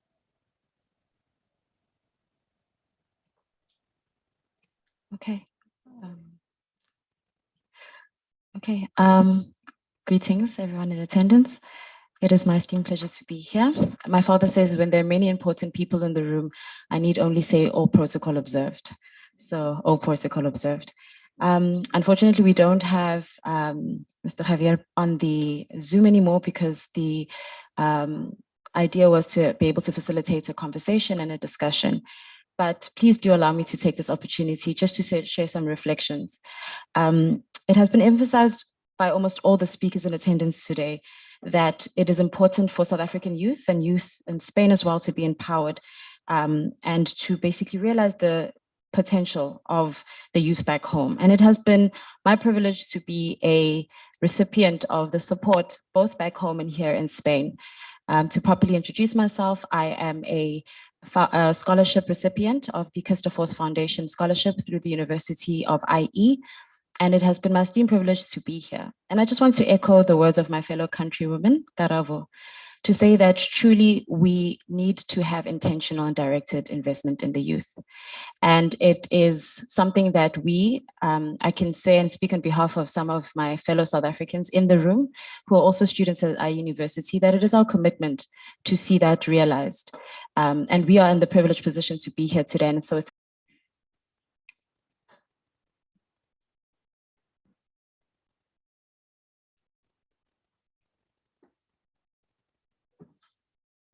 I know there are two South African youth. I won't call you by name, but I'm pretty sure you have some questions.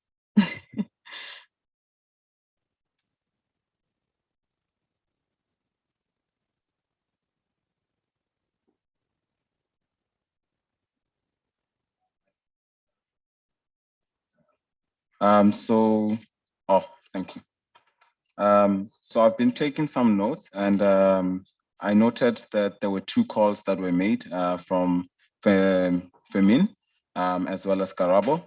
I noted Fermin calling for more representation of women in entrepreneurship, and Karabo made a call for a proposal for the 30% to be earmarked for the youth, which I am in support of. And I just wanted to ask Fermin and Karabo, where do you envision these possible areas of collaboration, given that, in my point of view, from the both calls that you have made, there is some synergy that is there? And how do you envision that working out? Thank you.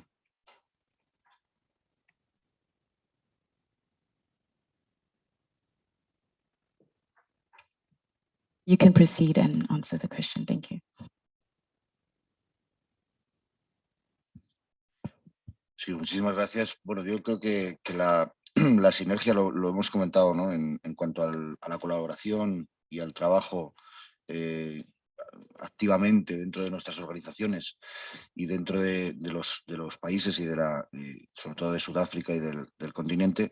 Creo que la clave está en lo que hemos comentado antes, ¿no? En el Consejo Iberoafricano, Consejo Empresarial Iberoafricano, en la que gracias a esa constitución y al papel relevante e importante que los jóvenes vamos a tener dentro de esa nueva entidad, bueno, pues esas van a ser las líneas que vamos a trabajar estratégicamente y codo con los países, para que no se quede solamente en un encuentro como el que hemos mantenido hoy, ¿no? Sino para que tengamos una relación más fluida todavía.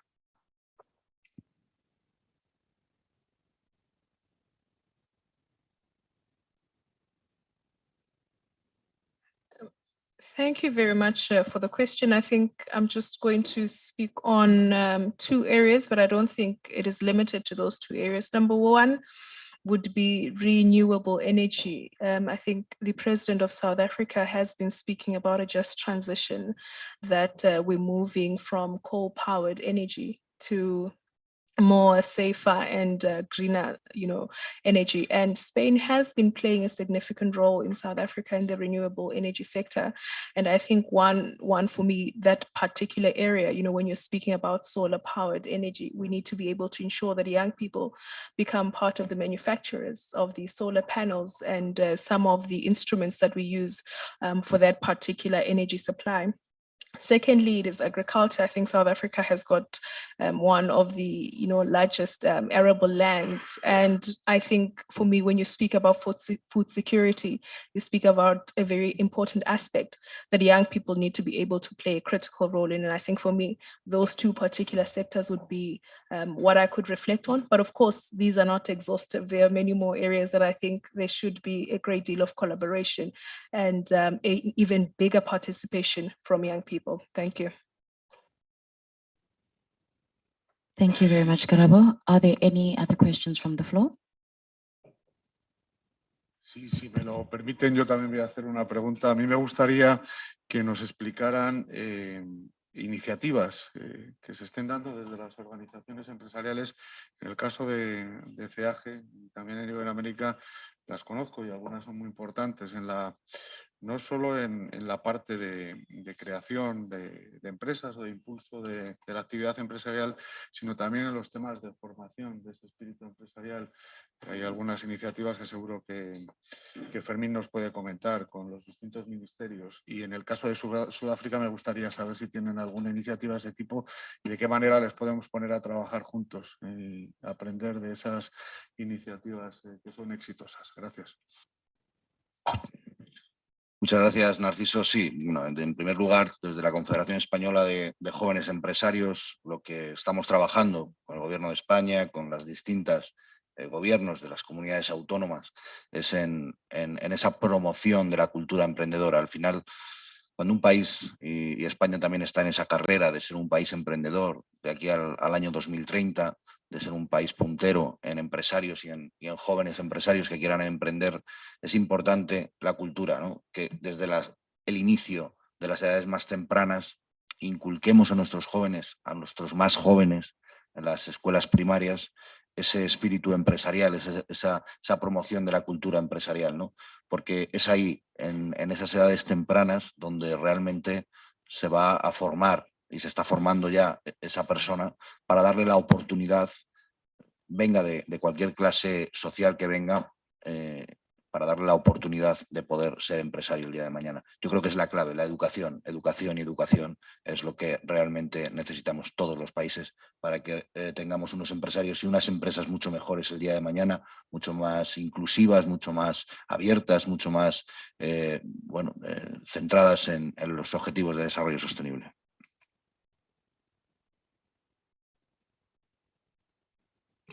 Ms. Garabo, could you please share your perspective? Thank you very much, Facilitator.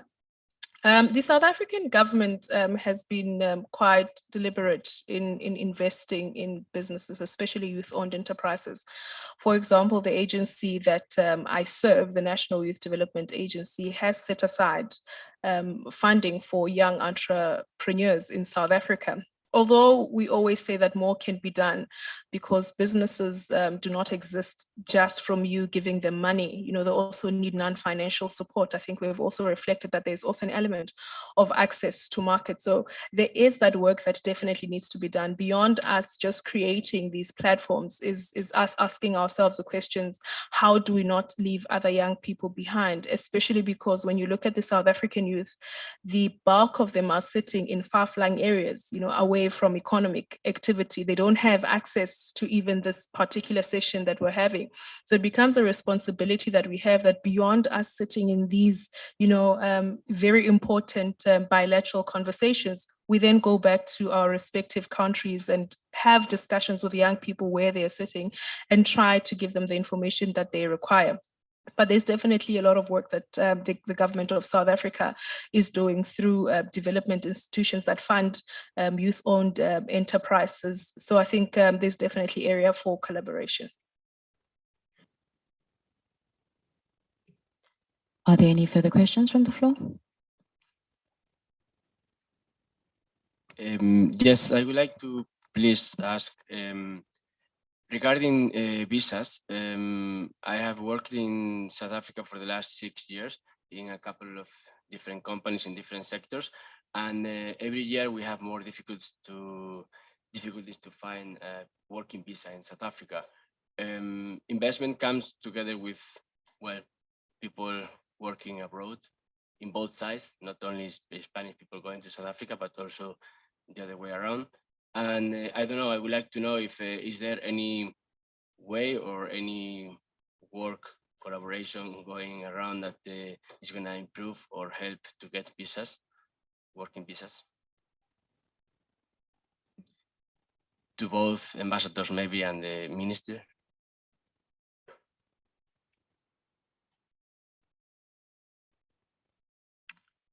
Good morning.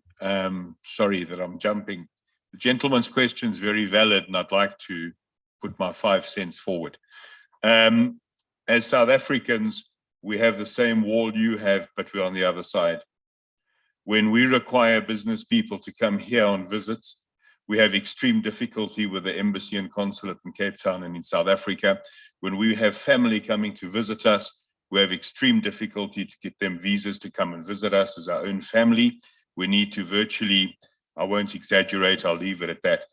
The bureaucratic intergovernmental discussion is not really what today is about. So I didn't raise my point either, okay?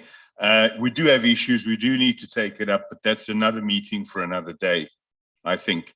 But now if I may, I am a very young person and I'm stuck in this old body. So when I hear the stories of the youth, you have to excuse me when my blood starts getting very hot. Because I agree and I understand the frustrations, I've lived it. The young people have one great problem. They see us as dinosaurs and they forget that when you talk to me about, 30 years ago, I'm thinking of like yesterday, man. So I have an issue, and my issue is that the youth are our future. Now, whether we like it or not, we can sit here and we can deliberate and we can throw bureaucracy at each other the whole day long.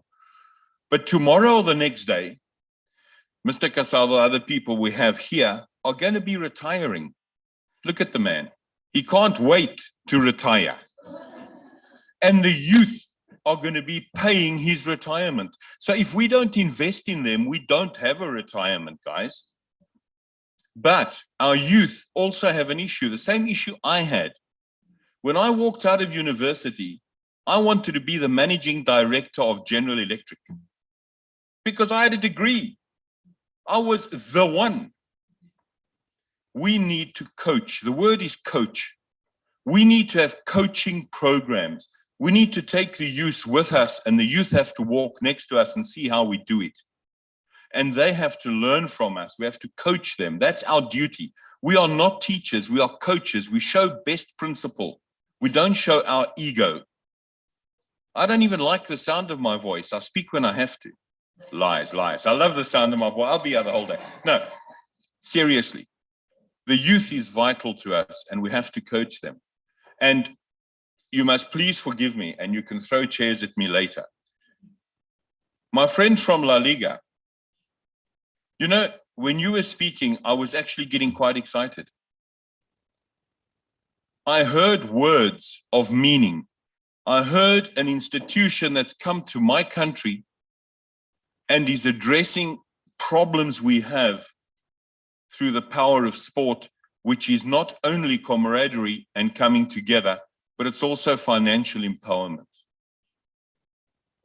So when I hear that stuff happening, it's much better than some impresario going there and all he can see is dollar signs.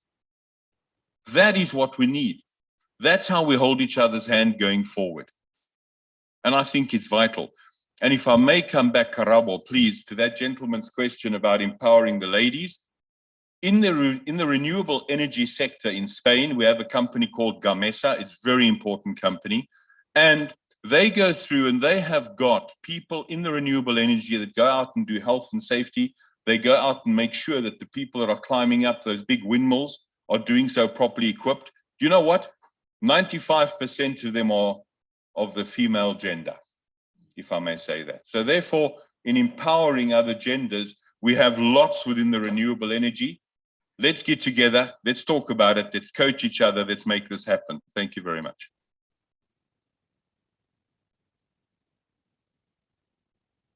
Thank you very much.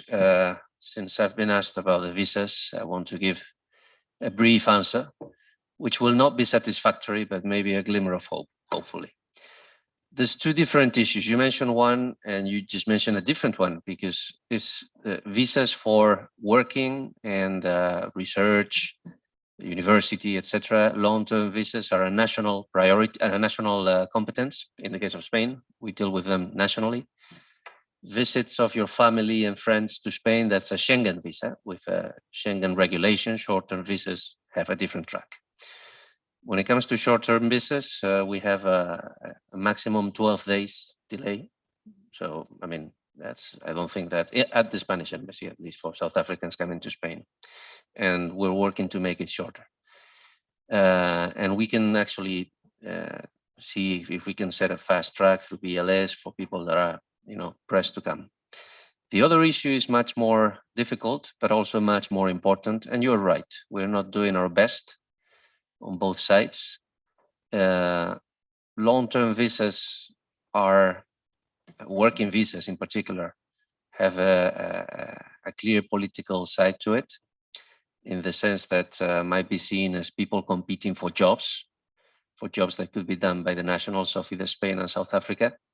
And that requires a political solution. I personally agree with you. I think that the benefits outweigh the costs by far. In the case of South Africa, Spain creates in South Africa direct jobs, about 5,000 jobs, Spanish companies. Indirect jobs, the number is probably 4 or 5 times that. And the number of Spanish with working visas, with management visas and so on, is about 500. So clearly, every person that comes from Spain to South Africa is creating more jobs than competing for. And I don't know the case for South African visas, long-term visas in Spain, but I'm ready to bet that the case is the same or very, very similar. So we need to work together to do that, not only through the Ministries of Foreign Affairs, but also through Home Affairs, or the Ministry of the Interior in the case of Spain, the Ministry of Labor. It's a complicated issue. I'm not saying that we're going to solve it tomorrow, but we're going to discuss it tomorrow. It's part of the agenda that the Deputy Minister has tomorrow. And also within the European Union in South Africa, we're working on this and trying to create a working group with Home Affairs. In short, my answer is we are aware of the problem and we're trying to contribute to its solution. What I'm asking of you is understanding and patience, because it's a very complex problem.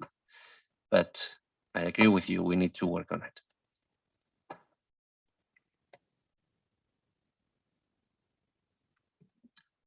Are there any further comments or questions from the floor? Okay, I'd just like to give an opportunity to the gentleman in the middle. Department of Sports, Arts and Culture in South Africa. I'm very delighted to be part of this meeting.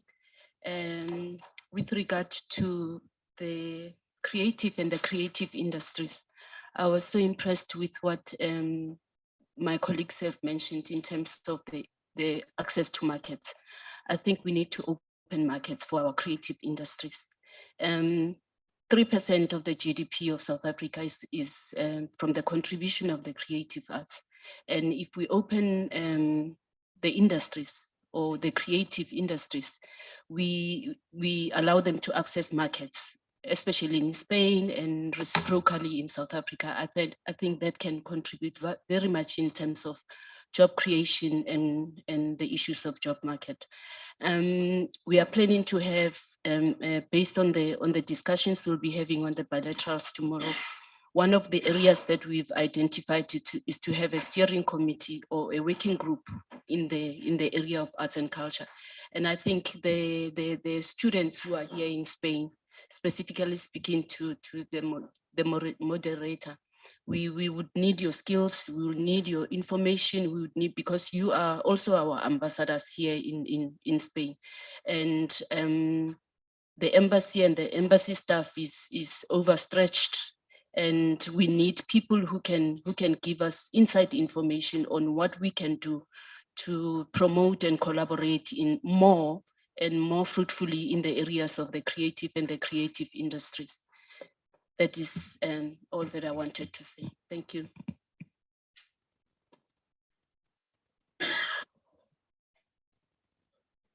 Hello.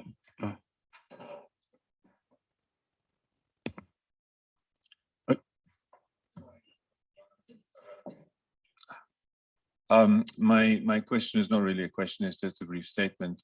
I just think that those of us who are from South Africa and those of you who know us well, realize we're a nation of multiple languages.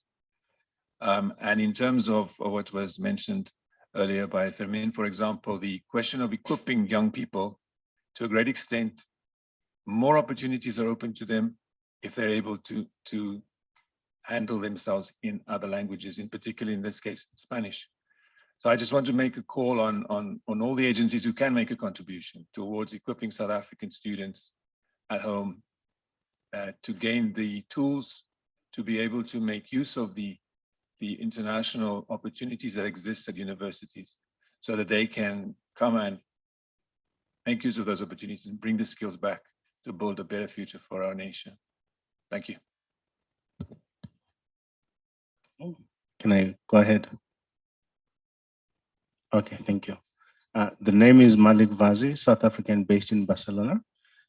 I just want to actually just ask specifically from our Spanish colleagues, what advice can they give the manufacturing sector, specifically in the agribusiness in South Africa, those who actually would like to export to Spain?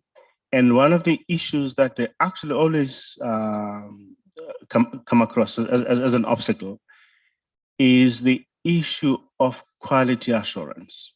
There is always, like the suspicion that if it's from Africa, then it must be poor quality and must actually jump a whole lot of loops and hoops in the process. Now, and at times they actually feel that the process is actually quite complicated based on prejudice in the main. So I just want to actually just ask that question to say, what advice would you actually give a South African company who like to do business in Spain so that they are compliant, and they comply so that they can be able to access those markets like any, of your partners? Thank you.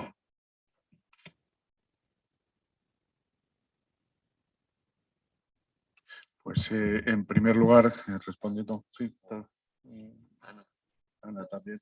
Bueno, yo evidentemente la parte que puedo comentar en la respuesta es, en primer lugar, información que le van a dar seguramente nuestras representantes, las oficinas comerciales, embajada, la propia Secretaría de Estado de Comercio y las direcciones generales, y también después, en el siguiente paso, utilizar la estructura que tenemos en esta casa de organizaciones empresariales sectoriales. Yo le explico, esta institución está formada por 240 organizaciones empresariales, sectoriales y territoriales, con todos los sectores de actividad que son expertos en esos temas. En el caso del tema agrario es la Asociación de Jóvenes Agricultores, que no está formada solo por jóvenes, pero que tenemos también en esta casa la posibilidad de ese segundo paso una vez que ha tenido toda la información. Por tanto, información, dirigirse a los sitios donde uno debe dirigirse cuando quiere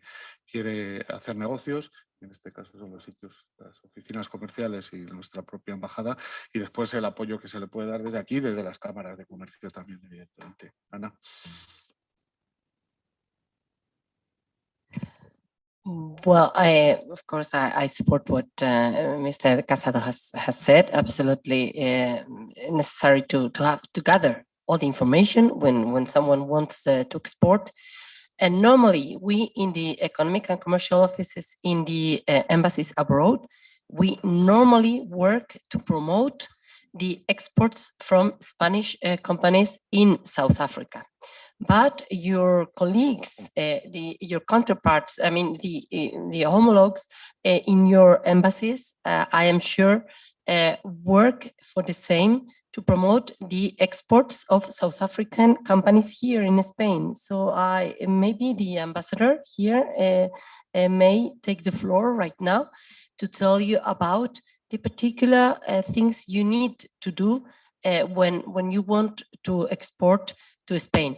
However, I must say that in general, I think that the certificates and the process in general to export to Spain is not complicated.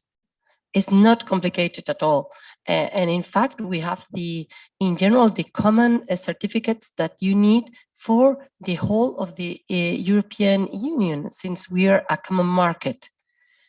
So in that sense, it is very useful for you to know that once you have access to Spain, you have access to the whole common market of the European Union. So if there may be a small investment you have to do in gathering the information, once you have all the process well controlled, you have also the possibility of exporting to all the European Union, and that's a great market for you.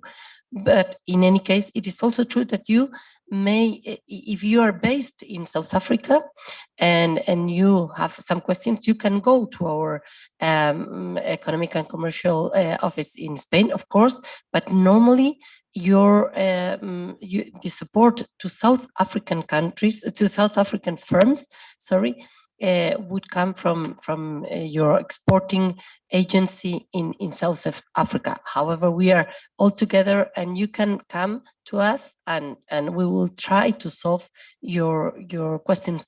It is also true, but Mr. Casado said that it is very interesting for South African companies also to find good partners in that sense, and the Camara and COE could be a good choice in that sense to build partnerships and have an easier access to our market. But in case you have particular questions, of course, we in the embassies and also in the Ministry of Industry, Trade and Tourism can be of help. Thank you. Before I give an opportunity to the ambassador to respond, I would just like to announce that we're going to officially close the floor just due to time constraints, but I'd like to thank you all for your comments and your contributions. Following which we will then hear from Ms. Onika Toko. I think she is available and ready to speak. So Ambassador, I'll hand over to you. I think the question that you are raising is a very complex question, actually. I know that the easier answer is if you go to the embassies, you will actually get the kind of assistance that you need. But in reality, it's bigger than that, because there are restrictions in terms of access, especially of our farm products or agricultural products rather from South Africa, and that arises mainly from the EU. And therefore the discussion can be taken here, and we can talk about the information that we'll get at the embassy. The information that we'll get from the South African embassy in Madrid will be to give you the regulations as it is coming from the EU and of course being adopted by Spain. But I think that the bigger question is what should be discussed at the political level between the AU and the EU. And that's where the decisions can be taken. And that's where actually these changes about trade between Africa and Europe should be discussed seriously. And that's where there should be a resolution. So I think that it is enough to then say that as far as we are concerned as embassies, we are only transmitters of the regulation. So if the regulation is strict, there's nothing that the embassies can do but to refer you to the regulation. And I think that we should probably say to the Deputy Minister that it's a matter that should be discussed in your bilaterals, but it should also be discussed at the level of the AU and EU. Thank you. Pues muchísimas gracias. Yo creo que previo a mi anunciada o requerida jubilación, voy a intentar hacer un último paso, recordándole que yo era un joven cuando entré en esta casa hace 35 años. Sigo todas las mañanas ilusionado y echándole muchísimas horas a esto, y por desgracia me quedan todavía muchos años para jubilarme, ya me gustaría. Igual si me toca la lotería lo arreglamos. Pues vamos a intentar con la señora Toko a ver si es posible ahora. Creo que teníamos audio por lo menos. Muchas gracias.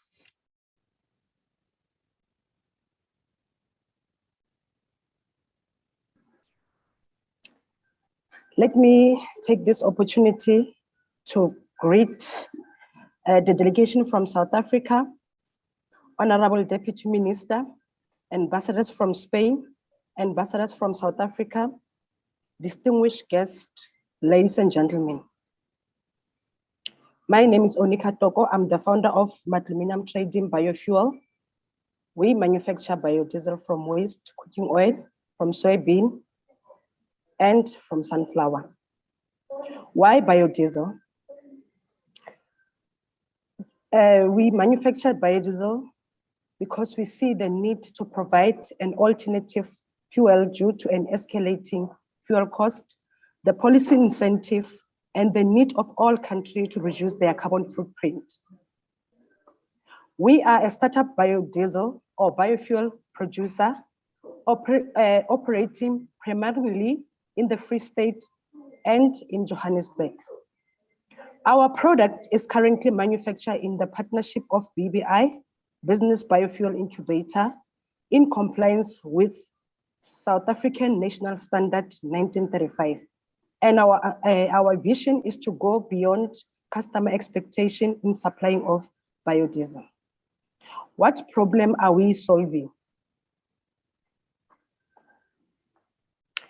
Current escalating fuel cost, SA dependence of carbon incentive fuel, the country carbon commitment, reduction commitments. The solution that we are bringing is that we established to provide an alternative renewable fuel source in response to the problematic that I explained in my previous. And our business case is supported by BRF, known as Biofuel Regulatory Framework, which was gazetted on 7 February 2020 in South Africa.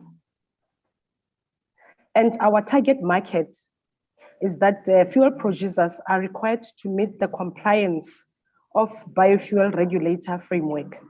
And in terms of the market share, the proposed of our market share for bioethanol is in South Africa. And the product is sustainable because of the bioproduct that can be processed to other industry. And in terms of our growing market, we have the growing market share of about 40% in the world. In terms of the business model, the revenue will be derived from acquisition, production, sale of biodiesel and our bioproduct glycerol. And the biodiesel selling price of 1 rand to 2 rand below industry average at the range of 15 rand. So our pricing is an attractive to petrol diesel, as this price affords customer savings of about 2 rand 38 liter for petrol diesel. Let's come together to reduce our carbon footprint. If you are thinking of throwing your used cooking oil away, think again, think empty biofuels. Thank you.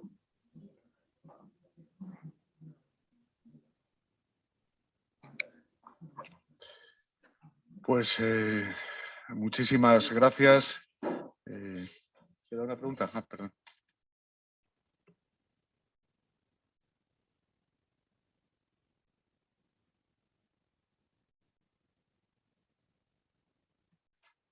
Good afternoon, or good morning, should I say. I'm a young entrepreneur, not from South Africa, from Mozambique, so neighboring country, but from what we do, I think we have the same experiences with South African entrepreneurs. I heard a lot about talking about access to markets, but I think one important point as well that we need to talk about is access to finance. For a lot of young entrepreneurs, access to finance is something that is still out of the table, out of question, and why. I think the gentleman spoke about the fact that a lot of young people want to leave universities and be general managers or managing directors of General Electric. But I think even for the ones that do have the know-how, even for the ones that do have the track record, access to finance still is a very important question. Ms. Anna spoke about access to financial resources that can be given, but we do need to have access to information. And I think this is one of the pivotal points that I do see. La Liga, I think the initiative of La Liga of having an office in South Africa and having, I think the physical interaction with South African companies is something that is pivotal and changes the interaction instead of having or forcing interactions to be digital, to be, I think, very distant. And I think this is one of the important points. Fermin mentioned the Ibero-African initiative that is being taken place. And I would really like to incentivize you to go to South Africa, go to the country, set up office, set up shop, and actually talk to the young people who are there. We talked about agriculture, and I think that is one of the most pivotal and important sectors as well. There is a company called Livestock Wealth in South Africa. They found a solution to access to finance in order to produce and process meat. That meat is being sold in all the big retail stores in South Africa.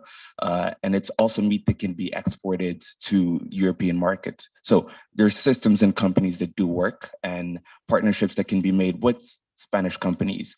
But I think that more physical and concrete work needs to be done for that interaction, not to be digital, but actually physical, and for people to really understand what are the two initiatives going on. So these are a bit of the comments that I wanted to leave here on the table. Thank you.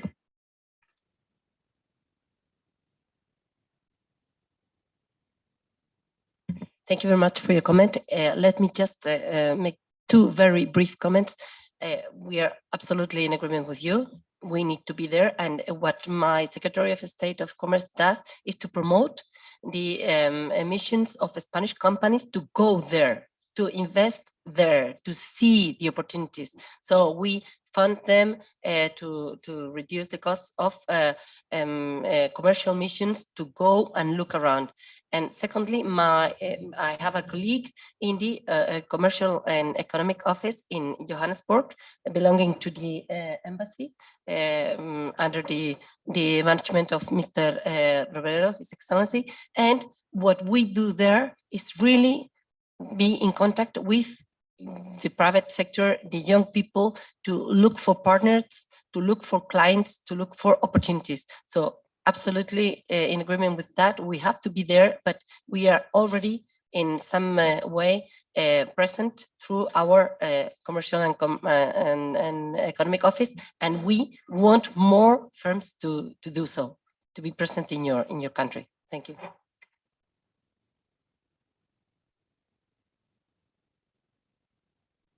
I'd just like to confirm that there are no further questions and that we can proceed with the conclusion and the closing.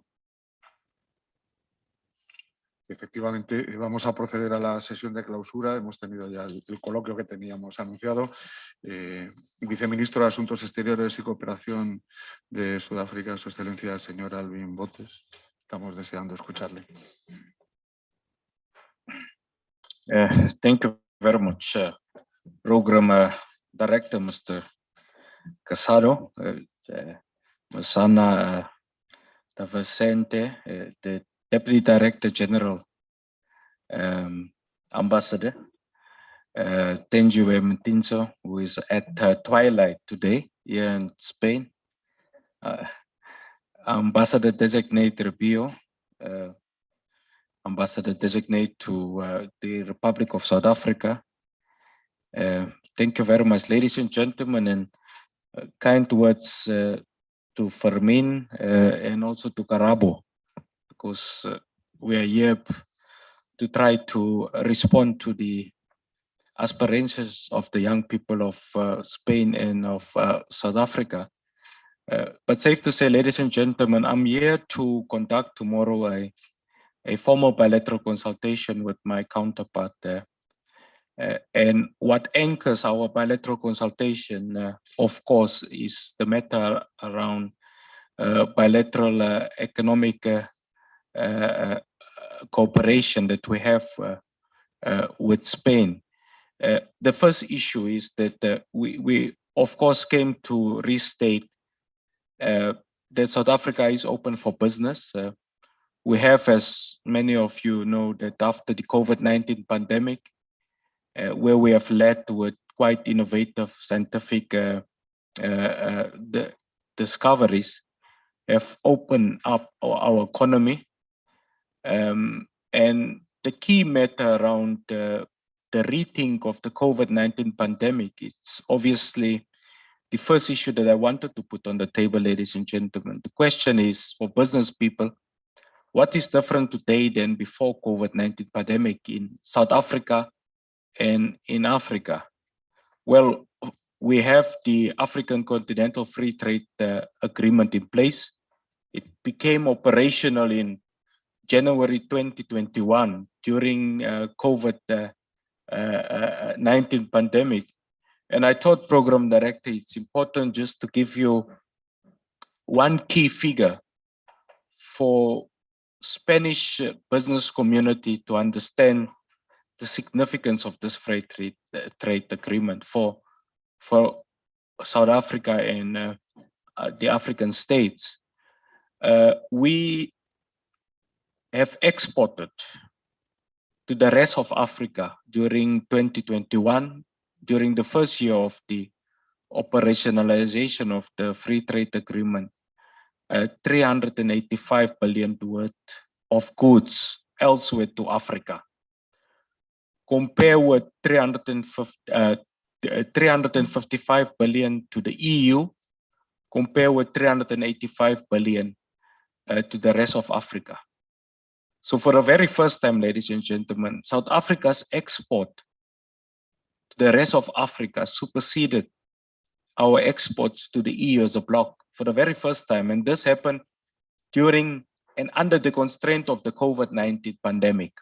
So this is significant. Obviously, what we are having a discussion with my counterpart in Spain is how do we ensure that if there is a deep bilateral economic relationship between South Africa and Spain, and Spanish companies deeply invest in the manufacturing and labor-intensive industries, how do we utilize that as an opportunity for them to continue to do business using the bilateral trade agreement to pivot on the multilateral African Continental Trade Agreement? So that is part of our conversations that we are going to engage on tomorrow, and that we'll continue to engage on with the Spanish authorities. Importantly, we are the only African state that have a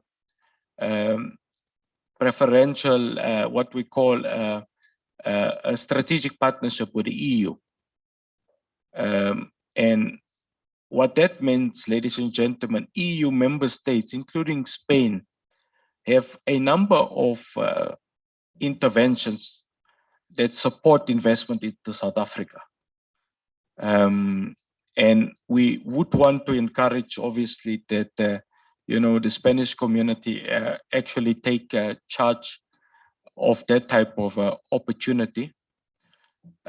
In terms of the inflation, we normally have a target in South Africa to keep our inflation at between 3 and 6% because of a number of factors, including COVID-19, the war in Ukraine, and concomitant inflationary pressures.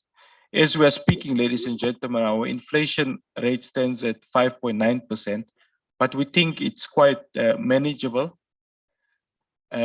Coupled with that, we have what we call special economic zones. So in South Africa, we have 10 very pertinent, specific special economic zones that offers a reduced tax rate of 15%. That special economic zones, ladies and gentlemen, straddles across your agro-processing, green economy, and automobile type of sectors. So the first question that you must ask the embassies of South Africa and Spain is, what is the economic sectors of priority, and what is the special economic zones for further opportunities? And I'm raising this because of this special economic zone, South Africa is the preferred destination for 180 out of 500 top Fortune companies in the world. So 180 of the 500 Fortune companies in the world, they have South Africa as its preferred destination. Of course, ladies and gentlemen, the challenges on youth economic empowerment, it's also a very unique, what I call, opportunity dividend. South Africa have 60 million people, of which 63% of those people are 35 years and younger. So you have a high level of anticipation of young people in relation to how do they find expression in the mainstream economy. And we have made a commitment that we would want to envisage a situation where there's a deepening partnership with youth initiatives, with the empowerment in particular of young people in South Africa. And what we have in return, ladies and gentlemen, that is reciprocal from the side of the South African government, we have what we call your youth employment stimulus programs, your YES programs, where there's very specific tax incentives to companies that employ and empower young people in South Africa. So again, it's an opportunity, for us to upscale our bilateral trade agreement the last time, the highest in terms of our bilateral economic trade between South Africa and Spain stood at just over 51 billion rand. We think there's ample opportunity for Spain to upscale her investment in South Africa and to enhance the bilateral trade cooperation. And I think I have taken note about the matter that we should continue to discuss in terms of the limitations in relation to especially your agricultural products. You know, that there is issues about the EU that we obviously have to continue to have discussions about. The rating agencies, ladies and gentlemen, both S&P and Moody's have positively upgraded South Africa's economic fortunes to stable. You know, we were stable, we are now positive. So it has been positively upgraded from stable to positive. What it means is that what the rating agency says is that South Africa as a preferred destination has actually upscaled its outlook. You know that we have a very strong independent judiciary who is the final arbiter on all disputes in South Africa, especially in economic disputes. So in as much as we have government regulations that conform to constitutional requirement, the courts is the final arbiter on disputes in terms of even your conduct as it relates to any challenges with government. So apart from a government that would want to encourage more investment into South Africa, you have a codified judiciary that supports the rule of law in South Africa. And that is key and critical for any investment methodology. Then, ladies and gentlemen, as we are speaking, we would want to encourage this forum to ensure that we upscale investment in South Africa. As we speak, we have 39 foreign direct investment projects that is active in South Africa. Obviously, your ambassador designate would say it's more or less double the figure. And that's why I can't wait for him to return back to South Africa so that we have this type of earnest discussion. You have heard, ladies and gentlemen, where's the opportunities? Firstly, your opportunity, apart from your African Continental Free Trade Agreement, your second major opportunity for investment is in renewable energy. All right, you have heard the lady from Department of Trade, Investment and Competition. Why? Because in Glasgow, we made a commitment to ensure that we reduce our carbon emission footprint in South Africa. Because of that political commitment, financing facility of $8.5 billion was available to South Africa. And as I left South Africa, ladies and gentlemen, en route to Europe, we had discussions with a number of climate envoys in relation to which is what of that amount is concessional financing, grant financing, loans, and which of that will come from existing multilateral financial agencies. So the debate and the need for us to ensure that we become green, I think it's paramount. We are closing in August what we call Window 6, ladies and gentlemen, which is a program that allows for independent power producers to actually deepen participation in the renewable energy field. And from the bid window 6, 2,600 of megawatt of generation capacity will be will be available. When we look at the mining industry broadly speaking, we are looking at 4,000 megawatt in terms of your opportunity dividend within the mining industry. And out of your gas sector, we're looking at 3,000 megawatt of gas power that is complemented by 500 watt of battery storage that is available for energy entrepreneurs. So if any Spanish business person asks, where's the opportunities? The opportunity is big in renewable energy.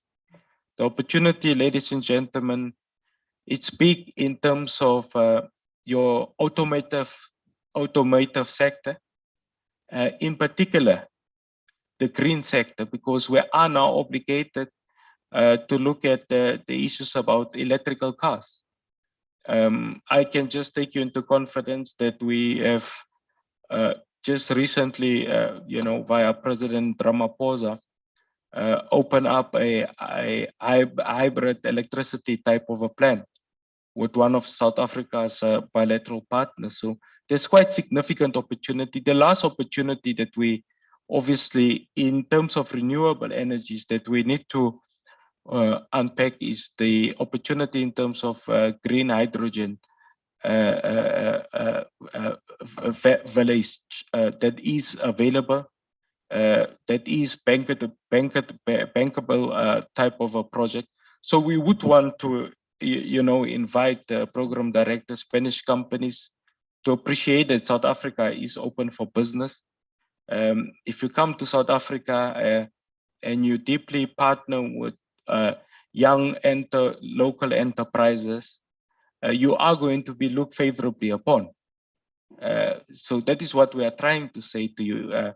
If you partner with a young woman company in South Africa, your credentials of empowerment just keep on rising. And that is the message that we give, because that is the policy paradigm that we are having available from the president of South Africa. Ladies and gentlemen, obviously, as I conclude, it is important to ensure that we promote sustainable livelihood and resilience of young people for a better tomorrow in South Africa. That motto of the South African Youth Month find good resonance from the economic recovery plan of Spain, which also speaks about building resilience. So the Spanish people say post-COVID-19, they would want to build a resilient economic recovery regime. The South African government says, when we build this resilient recovery plan, we would want to ensure that we fortify the role of ensuring there's a resilience, young people that find expression within that type of architecture. Thank you very much, Program Director.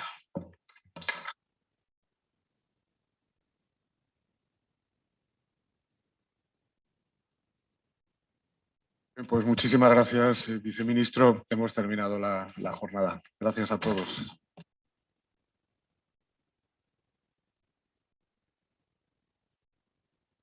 Recording in progress.